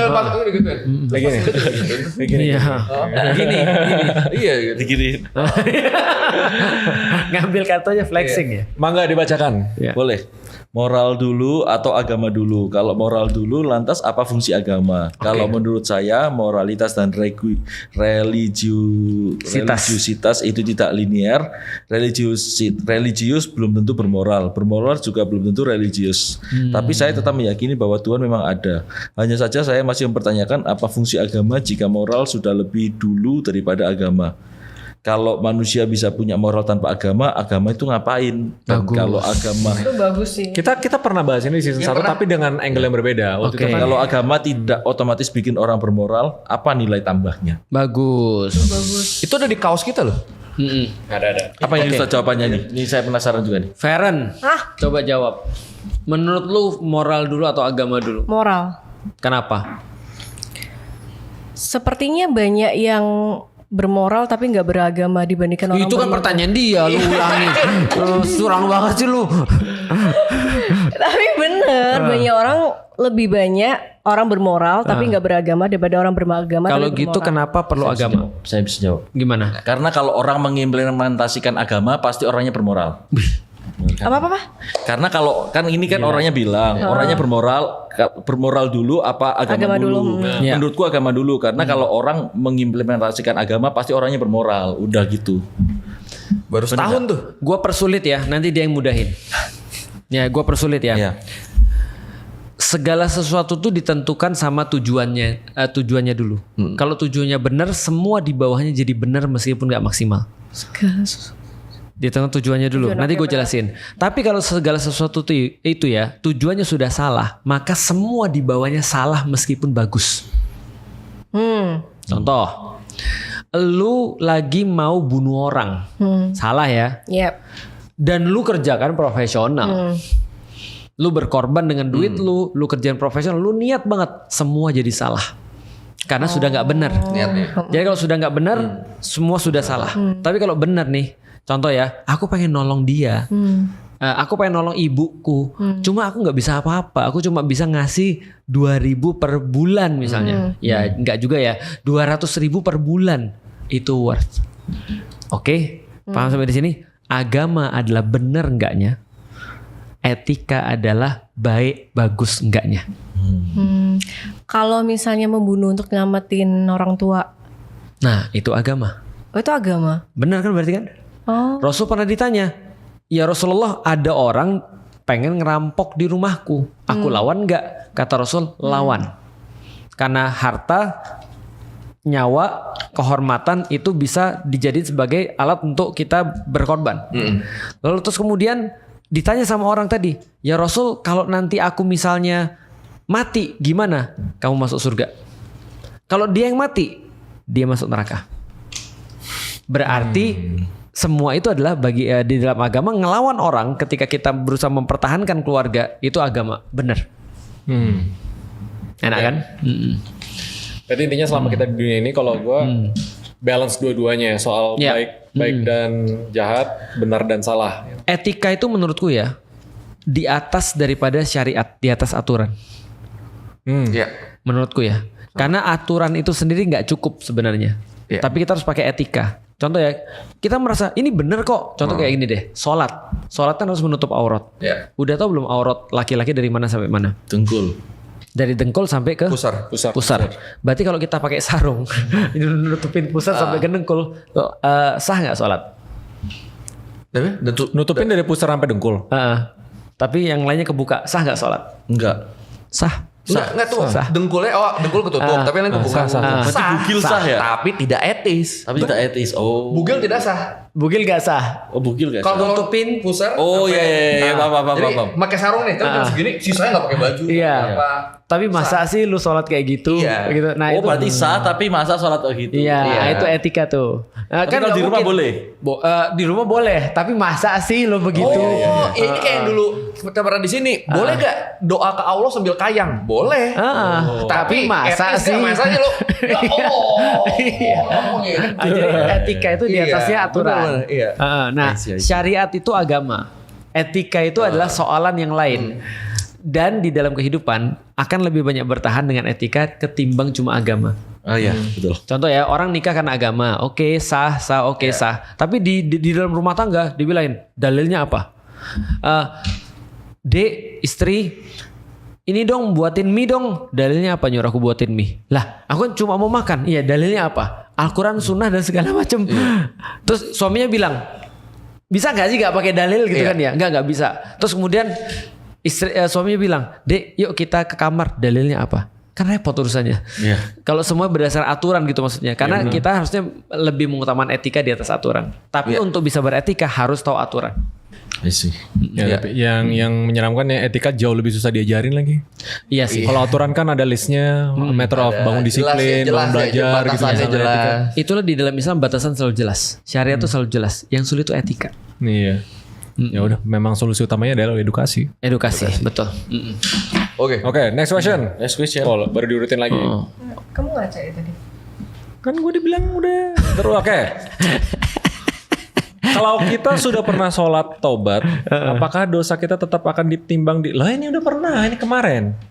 Ditimbang di yaumil hisab nanti, ini udah pernah. Yang lain gantian. Pasti bagaimana bilang, cara kita tahu bahwa kita memilih Islam memang dari kesadaran pribadi atau warisan orang tua? Udah. Nah, kemarin pasti dia bilang yang berlalu biarlah berlalu.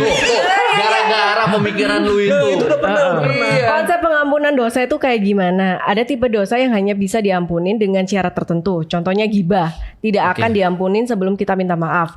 Ada amalan yang katanya bisa menghapus dosa, yaitu zikir. Subhanallah wabihamdihi sebanyak 100 kali. Hah? Itu apa tuh? Subhanallah sebanyak 100 kali. Jadi bisa menghapus dosa? Enggak, itu kata dia yang nanya. Yes, sebanyak 100 kali. Subhanallah wa bihamdi. Subhanallahil azim. Oke, jadi gini ya. Dosa itu dibagi dua. Ada dosa syirik, ada dosa bukan syirik. Itu secara mau gampang. Secara objek dosanya ada dua. Dosa kepada Allah dan dosa kepada selain Allah. Gitu kan ya.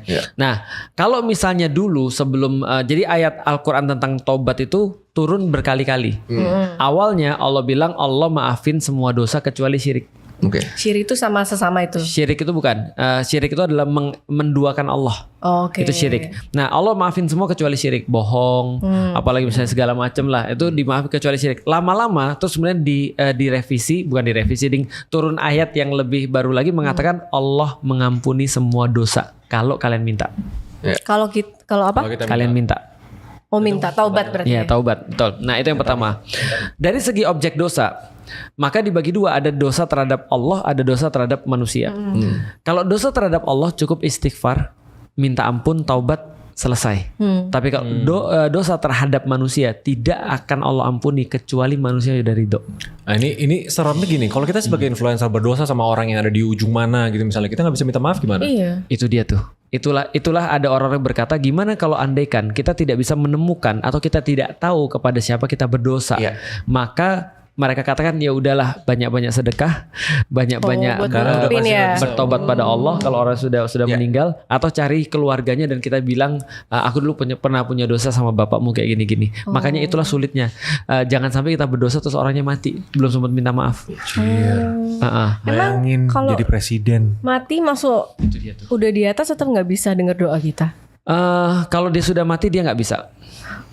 Ya kita bisa sih bilang gini aja, dia udah meninggal deh. Kita datang minta maaf. Maafin aku ya. Gimana kita tahu dia maafin? Betul. Dari atas. Dari atas siapa?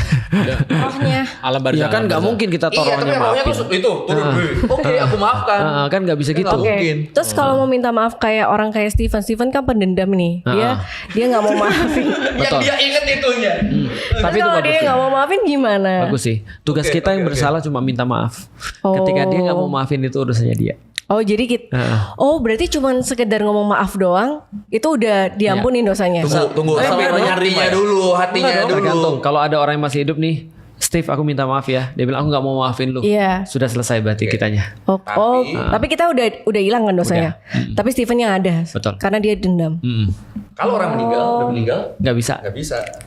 Kecuali orangnya meninggal. Ya. Sudah meninggal kan kita nggak tahu di gimana dia maafin kita kan. Iya. Terus ada nggak perbuatan-perbuatan yang bisa menghapuskan dosa? Ada. Puasa tadi aku udah bilang. Lalu terus kemudian yang kedua zikir bisa jadi. Oke. Yang ketiga yang jarang orang bahas, bekerja mencari nafkah yang halal. Berarti kalau misalnya kita dosa sama sesama, kita puasa udah pasti. Nggak bisa, harus minta maaf ke dia. Oh kecuali. Kan doa pada Allah bisa dengan tadi minta dengan maaf, puasa dan segala macam. Oke. Oh, berarti Enak ya? Iya ya, berarti tinggal minta maaf aja ya. Katanya juga ketika contoh nih, ada orang salaman, Assalamualaikum. Salam. Maka kata Rasulullah keberkahan sampai dilepaskan. Tuh, ini nggak gue lepas nih, biar ada Dan begitu dilepaskan, dosa-dosa berguguran. Langsung. Dosa Iya. Mau nyoba gugurin dosa kan? Apa? Ayo. Berkah. Gugur. Unik ya, ternyata Islam banyak banget. Memang, makanya ada satu episode spesifik lu minta untuk ngebahas ini. Last question, gantian lu lempar ke Ustadz Felix. Sini. Ustadz Felix. Coba berhasil nggak lu lemparnya? Lempar Ustaz Salim. Dibaca dulu. Lempar beneran. Nah, ini contoh dari etika tidak ada etika. Tidak ada etika. Sama guru kan, kok. Sama guru, sama yang lebih tua. Aku kan bukan ulama tapi motivator. Jadi nggak apa-apa. Bagaimana kita bisa menjalankan syariat Islam di dunia modern saat ini agar tidak dianggap tertinggal zaman? Karena banyak hal-hal yang sebenarnya diharamkan berdosa tapi sudah dinormalisasi di dunia ini. Dan banyak dari kita membuat-buat alasan untuk membenarkan hal yang tidak seharusnya diperbolehkan. Yang mana di era ini terlalu banyak informasi yang membuat suatu hal itu menjadi bias dan sebatas apa kita mengingatkan atau memberi nasihat kepada sesama umat. Oke, bagus ini. Jadi gini, ini kalau aku salah jelasin nih, orang bisa salah paham. Oke. Nah, jadi gini ya. Agama itu ada dua masalahnya. Apa tuh? Memudah-mudahkan dan menyulit-nyulitkan. Memudah-mudahkan itu dosa, menyulit-nyulitkan itu juga dosa. Jadi contoh ya misalnya ya. Jadi apa tipsnya? Pertama, kamu harus tahu esensinya, bukan ritualnya. Contoh misalnya ya, Imam Abu Hanifah tuh pernah berkata begini, jangan kalian melihat aku dari apa yang aku putuskan, tapi lihatlah bagaimana cara aku memutuskan itu. Bisa dipahami ya. Jadi jangan lihat hasil akhirnya, lihat prosesnya apa yang terjadi nih, sehingga aku bisa mutusin kayak gini. Maka terjadi proses berpikir kritis di situ. Contoh misalnya kayak gini. Aku pakai baju begini. Suatu waktu aku pernah datang ke seorang ulama. Dia bilang gini. Ini kalau Ustadz Hanan dengar mungkin dia agak sedikit ini protes nih. Dia bilang gini, Lik, bilangin sama si Hanan kalau dia jadi imam jangan pakai baju kaos. Dalam hatiku, gue coba pakai baju kaos nih. Gitu kan ya. Karena itu tidak beradab. Itu kata beliau. Aku pikir mungkin yang beliau lakukan itu adalah sesuatu yang memang mungkin adab. Kalau misalnya sholat, aku pernah jadi imam di Turki, aku ditegur gara-gara aku pakai kaos pendek, lengan pendek. Karena bagi mereka imam tuh harus lengan panjang. Pertanyaanku sederhana, adab itu adalah bagian, kalaupun itu adalah adab, itu aturan atau sesuatu yang bersifat kayak boleh. Adab itu boleh atau harus aturannya begitu? Boleh. Adab itu kan tadi aku bilang etika kan gitu kan ya. Artinya semua itu boleh. Nah, esensinya bukan di situ. Berarti ketika aku berpakaian, esensinya apa? Menutup aurat. Maka pakaian seperti ini sama islaminya seperti aku pakai gamis. Benar. Nah, itu harus dipahami dulu tuh. Nah, itu yang pertama ya. Cara paling mudahnya adalah kita tahu esensinya. Yang kedua, punya guru. Punya guru itu penting. Karena dalam satu situasi benar, kadang-kadang kita suka memudah-mudahkan atau menyulit-nyulitkan. Itu penyakitnya tuh. Nah, dengan berjumpa dengan ulama atau guru, kita tanya, kalau kayak gini gimana? Maka keputusan dia insya Allah jadi suatu panduan bagi kita. Nah, caranya gitu sih. Jadi kalau kita ngeliat sekarang, ya udah kita lihat esensinya aja. Contoh kayak gini nih misalnya ya. Nih, aku pernah ketemu orang, aku tanya, kamu baru pergi pengajian ini, tato semua badannya, bukan Raymond, tato semua badannya, dia pergi ke pengajian. Aku tanya, kamu ini pengajian yang keberapa? Ini pertama kali Ustadz, anak muda, tato semua. Aku tanya, emang kamu nggak pernah pergi pengajian? Nggak pernah. Ustadz paling terkenal di Indonesia ada 2, Ustadz Abdul Somad, Ustadz Adi Hidayat, paling banyak followersnya. Nggak pernah pergi ke tempat Ustadz Adi. Aku bilang, dia bilang nggak pernah Ustadz. Kok nggak pernah? Kan kamu tinggal di Bekasi, kan dekat sama Ustadz Adi. Takut Ustadz. Aku bilang, ya jangan kan lu, gue juga takut. Takut ditanya ayat atau apa. Nah, aku tanya, kenapa kamu mau pergi pengajian ini? Dia bilang, ini tidak tidak menjadi ancaman bagi aku. Jadi ini tidak kayak apa ya?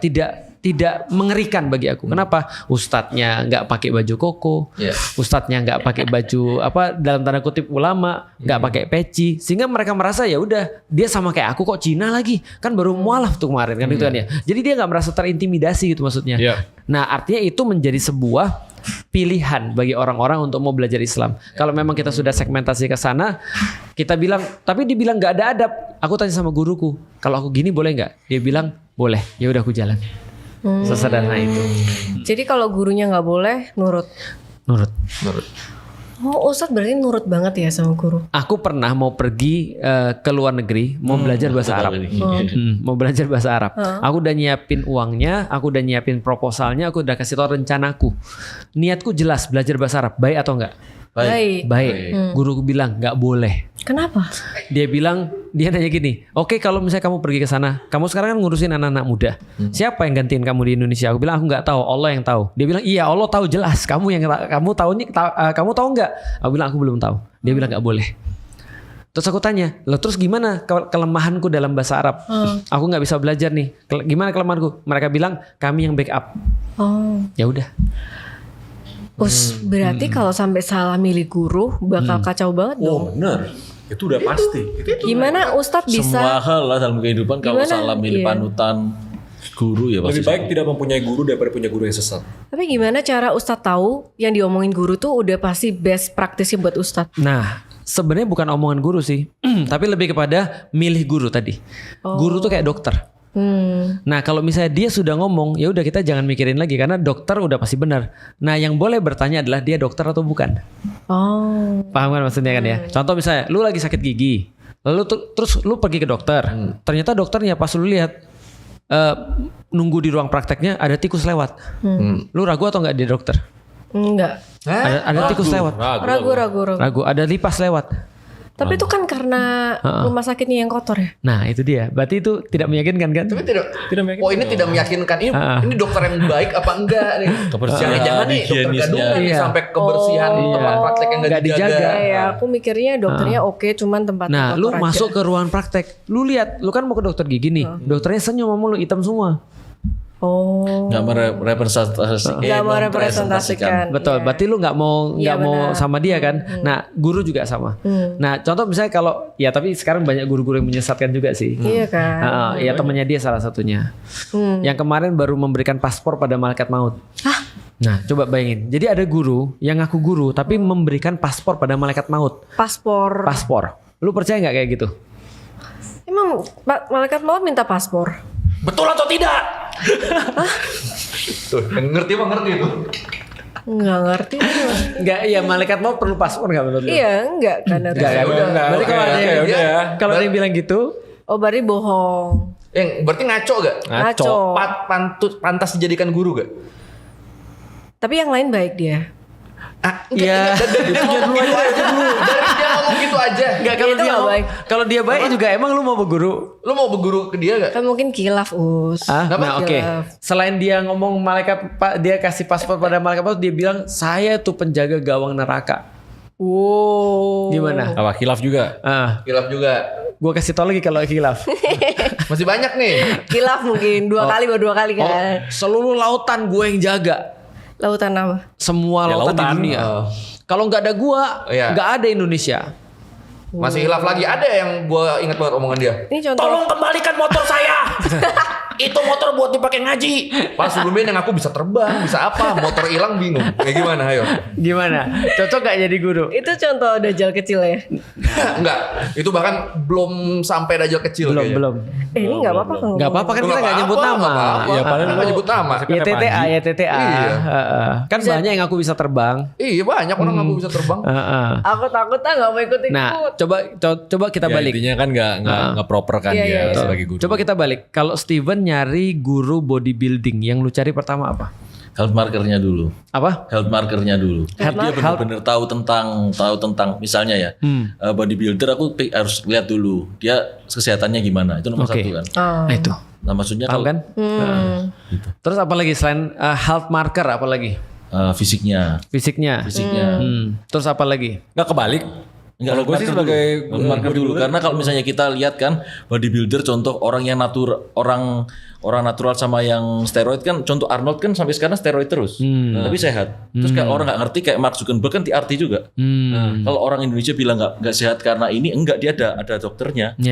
Jadinya berarti kan sebenarnya kan bukan tentang steroid sama enggaknya kan. Health marker terus fisik. Setelah itu apa lagi?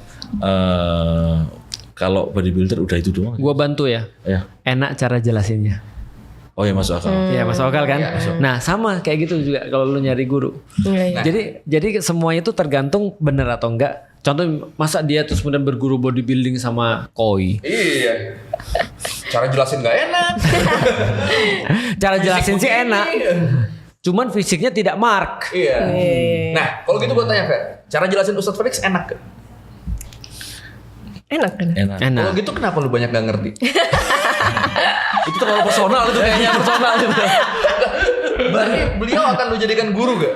Tadi kemarin orang nomor 2 terbulat di Escape siapa ya, Us? Terbulat. Kemarin yang pertanyaan muter-muter. Ya lu lah. Lu nomor 1, nomor 2, iya, nomor 3, nomor 4. Lu makan semua rankingnya. Kemarin Ustaz Felix ngaku kalau bulat. Yang kemarin tuh loh di acara YN. Oh iya sih. Iya sih. Dia ngaku. Cuma enggak itu 1 2 3 4 5 baru. Iya. Aku juga merasa sih bahwa ketika aku menjelaskan tuh aku nggak bisa langsung menjelaskan. Aku harus tarik dia supaya muter dulu supaya itu penjelasan biar komplit. Iya. Kalau Ustaz Felix nariknya itu bagus karena kita butuh referensi di situnya biar paham poinnya. Kalau Anda kan jumping dia. Emang yang udah gitu aja. Penjelasan dia panci jumping. Lompat-lompat. Oke. Tapi kita pernah bahas ini tahu di season 1, kenapa ustadz atau guru di agama itu nggak ada standarisasi atau sertifikasi atau sertifikasi ya? Kalau untuk formal harus ada standarisasi, tapi kalau untuk yang nggak formal nggak perlu standarisasi. Tapi gua mau ngasih satu hal, Fer. Apa? Lu tahu nggak sih, lu nginfluence banyak orang untuk mau belajar Islam? Benar. Emang ya. Ya kalau kita event off air, ukti rebutan kan, foto sama lu. Berarti kan mereka kagum sama lu sampai pengen mengabadikan momen cuma sama lu yang nggak berhak dikagum. Nggak, tapi ya terus. Benar, iya. Karena kenapa? Karena mereka terinfluence dari apa yang lu tampilkan selama di sini. Karena lu sebenarnya menjadikan sesuatu di dalam Islam yang orang kira Islam tuh mengerikan. Islam tuh kayak harus orang yang sudah pintar belajar. Orang pikir, Feren bisa lo sebenarnya. Artinya mereka jadi ngerti kan. Mereka baru mulai belajar Islam. Lu lihat komen-komen. Coba komen. Siapa yang dapat manfaat dari acara Escape? Karena ada Feren. Banyak. Tapi benernya karena Ustadz nggak mengerikan sih. Kalau Ustadz serem mungkin aku nggak berani nanya. Masalahnya followersku mungkin sama nih. Kayak sama gak sih kita? Kayaknya gue lebih dikit ya. Tapi gue lebih dikit. Masa sih? So sekarang berapa? 2,6? 1,3. Oh, nah coba bayangin ya. Gue lebih banyak daripada Raymond. Tapi reach gue gak sebanyak ketika Raymond mau belajar. Iya kan? Berarti kan ada manfaat. Berarti lu udah menggunakan influence lu dengan benar di Escape. Tinggal di tempat yang lain aja lu benerin. Jadi emang banyak orang yang ya kan Ustadz. Jadi emang fungsimu bagus, Feren. Jadi kamu ini kan menginfluence orang lain buat belajar, belajar. Banyak orang di luar sana belajar dari kamu. Tapi kamu sendiri nggak belajar. Gue udah tahu dia mau pancelannya di situ. Gue Gue udah tahu dia punchline-nya di situ. Oke. Pahalaku lumayan banyak ya. Tergantung. Kalau buka akun langsung mengalir. Sebenarnya banyak, tapi tinggal diklaim. Tinggal buka rekening aja. Tinggal diklaim benar. Tinggal diklaim.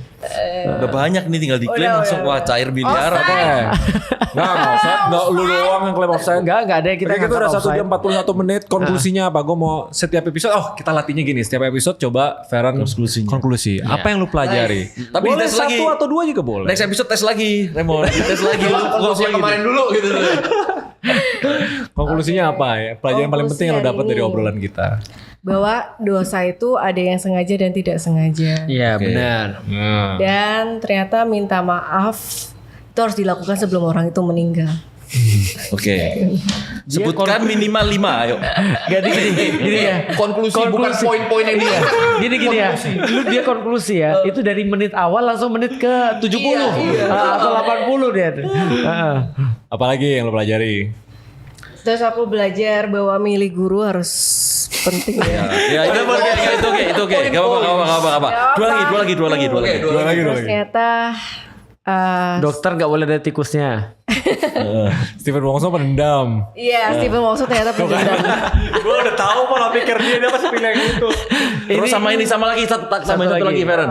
Gosip belum tentu negatif ya kan. Nah, Kok bisa? Lo enggak tadi kan bercanda gitu. Enggak ingat dia. Enggak ingat tadi kan kamu bilang kayak oh berarti ini gosip. Enggak, Ustaz bilang gini gosip itu bisa aja benar bisa itu menit ke 10. Iya, menit ke 10. Dia punya ini apa short term memory loss dia. Oke. Dan kita harus jadi influencer yang baik, yang bisa menginfluencer dengan moral dan etika. Benar, bisa menginfluence teman-teman di sekitar. Jangan sampai kita menanggung dosa followers. Enggak cuma teman-teman sekitar, influence kan banyak. Seluruh dunia.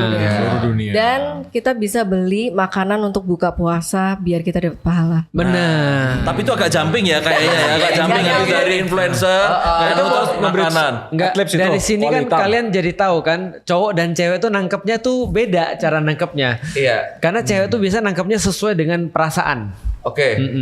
Makanya yang dia inget kan semua emosional kan. Itu Emang iya? Lah tadi kan maafin orang. Ketawanya kenceng kayak jadi gitu. Tapi kenapa kamu pendendam? Apa? Udah. Oke, jadi kita di sini. By the way aku mau cerita. Aku tiap hapus makeup selalu pakai Savia Natural It's Vegan Double Cleansing Balm. Ini aku udah habis dua apa ini namanya 2 kaleng. Lu mau restock ya tadi ya? Iya. Ini punya siapa? Ini punya siapa? Punyanya Sis punyanya. Mas Sis. Sama? Ini teksturnya super creamy. Wede. Ini kita gak bisa bantah karena gak tahu. Iya. Enggak, tapi ini enak Pol. Aku udah beli beberapa cleansing balm, akhirnya ujung-ujungnya balik ke punyanya Savia Natural ini. Dan lumayan bersih menurutku. Terus aku juga nyaranin teman-teman di sini untuk buka puasa pakai Ridho Rendang. ini permintaan Ferran. Ini kalau ibarat endorse hard sell banget ya. Kita biasanya brand suka sih, tapi insight kecil. Tapi nggak apa-apa karena escape insightnya gede nggak apa-apa. Iya. Go ahead. Hard sell habis. Ini Ridho Rendang kuali hitam. Komposisinya ada daging sapi segar. Bilang aja gini. Dibacain. Kesian orangnya udah kurus. Kalau kalian nggak beli nanti dia meninggal gitu. Oke, chefnya boleh masuk ke kamera sekarang. Jangan ngapain. Nih buka puasa biar cepat bisa pakai rendang daging sapi kuali hitam. Nah kalau aku sudah makan ini berkali-kali sama aja gua. Saya pun. Saya belum minta dong masa. Sama gitu. Tapi gue harus respect sih. Niat baik dia tuh bagus banget. Iya benar. Karena gue gak kepikiran. Tiba-tiba kan di grup kemarin ada tim Yung aja ada punya bisnis apa. Kita masukin di episode ini gitu. Iya, Bro, bagus. nowhere. Iya. Emang niat lu bagus, Fan. Ferran tuh orangnya pure. Tidak jahat. Hati mah baik. Cuma ada bagian lain yang kosong aja. Oke guys, by the way kita juga ada offline event escape di Makassar tanggal 3 Mei. Tempatnya di Balai Manunggal. Bisa daftar di link deskripsi. Buat orang Makassar datang. Jangki lupa. Terus kita juga rencana mau pergi ke kota lain, cuman kita masih bingung. Boleh tulis di kolom komen kira-kira kita mau kemana. Kalau di Surabaya, Feren akan mengajak orang tuanya untuk menampilkan sesuatu di panggung. Iya. Sepertinya Surabaya list terakhir ya. Lo ini banyak nonton Surabaya Banyak loh Surabaya. Kamu kok mengkotak-kotakan gitu sih? Kenapa penonton Escape dari Surabaya nggak boleh sih? Oke, ada eksklusif merchandise akan launch dan ikuti. Kok membatasi orang ibadah sih? Kenapa sih? Dan jangan lupa follow Instagram Escape @escape. Kalian bisa tanya pertanyaan juga di link bio. Nanti kita bakal jawab semuanya sama kita selalu ngeprint kartu-kartu ini untuk pertanyaan-pertanyaan kalian yang terbaik. Oke. Jangan lupa. apa? Terima kasih Stephen Wongso. Terima kasih. Salam untuk Bapak Raymond, terima kasih. Salaman aja maksimal. Iya makanya. Salaman. Terima kasih. Sih. Tuh. Lihat serat-serat ototnya Fer. Terakhir katanya mau tanding lagi. Tanding lagi. Kapan tanding? Bulan 8. Bulan 8. Kayaknya bulan 7 kan buat compete kayaknya 7 bakal turun satu NPC buat dapat pro qualifier di sini. Oh. Tanding. Ya mudah-mudahan dilancarin lah. Kita doakan lah kemenangan di pertandingan untuk Stephen Wongso. Nanti tolong dilatih nih temen saya nih. Siap. Ajak latihan nih supaya dia berotot lagi. Tanding itu maksudnya tanding. Kamu jangan menang semuanya. Kalau kamu menang semuanya saya nggak ada menangnya ya kan. Udah kaya ya kan. Udah ganteng semuanya dikuasain. Kaya udah cukup ya. Nanti aku ngelatih dia juga gak akan aku full. Ada rahasia yang aku selip-selip. Kalau nggak Nanti gak ada strong point-nya. Stephen Wongso kalah semua. bikin kanan keker kiri enggak? Tapi Steven, kamu tanding itu cuman pamer otot. Bukan. Ini sama kayak kamu ngomong sama petinju bilang kamu tanding cuma tinju-tinjuan ya. Ya makanya aku nggak pernah nonton bodybuilder kan. Iya emang Gini-gini nunjukin. Iya, Bukan beda. jadi gini, Posenya beda. dia tuh kan body contest. Nah selain body contest, body shaming kadang-kadang. Ya tapi ngapain aja? Ini serius tanya. Serius iya ya tergantung kelasnya. Kalau posenya main fisik ya menampilkan yang main fisik minta. Pertanyaan gini tuh di awal biasanya. Kalau podcast yang bener. Ini udah hitungannya anti klimak loh ini. Udah klimak, udah brand closing terima kasih gitu. Haru-haru malah buka topik baru. Terus kamu kok bisa jadi yang Lu dilanjutin. Ray. Oke, terima kasih. Kita sampai jumpa untuk episode selanjutnya. Bye.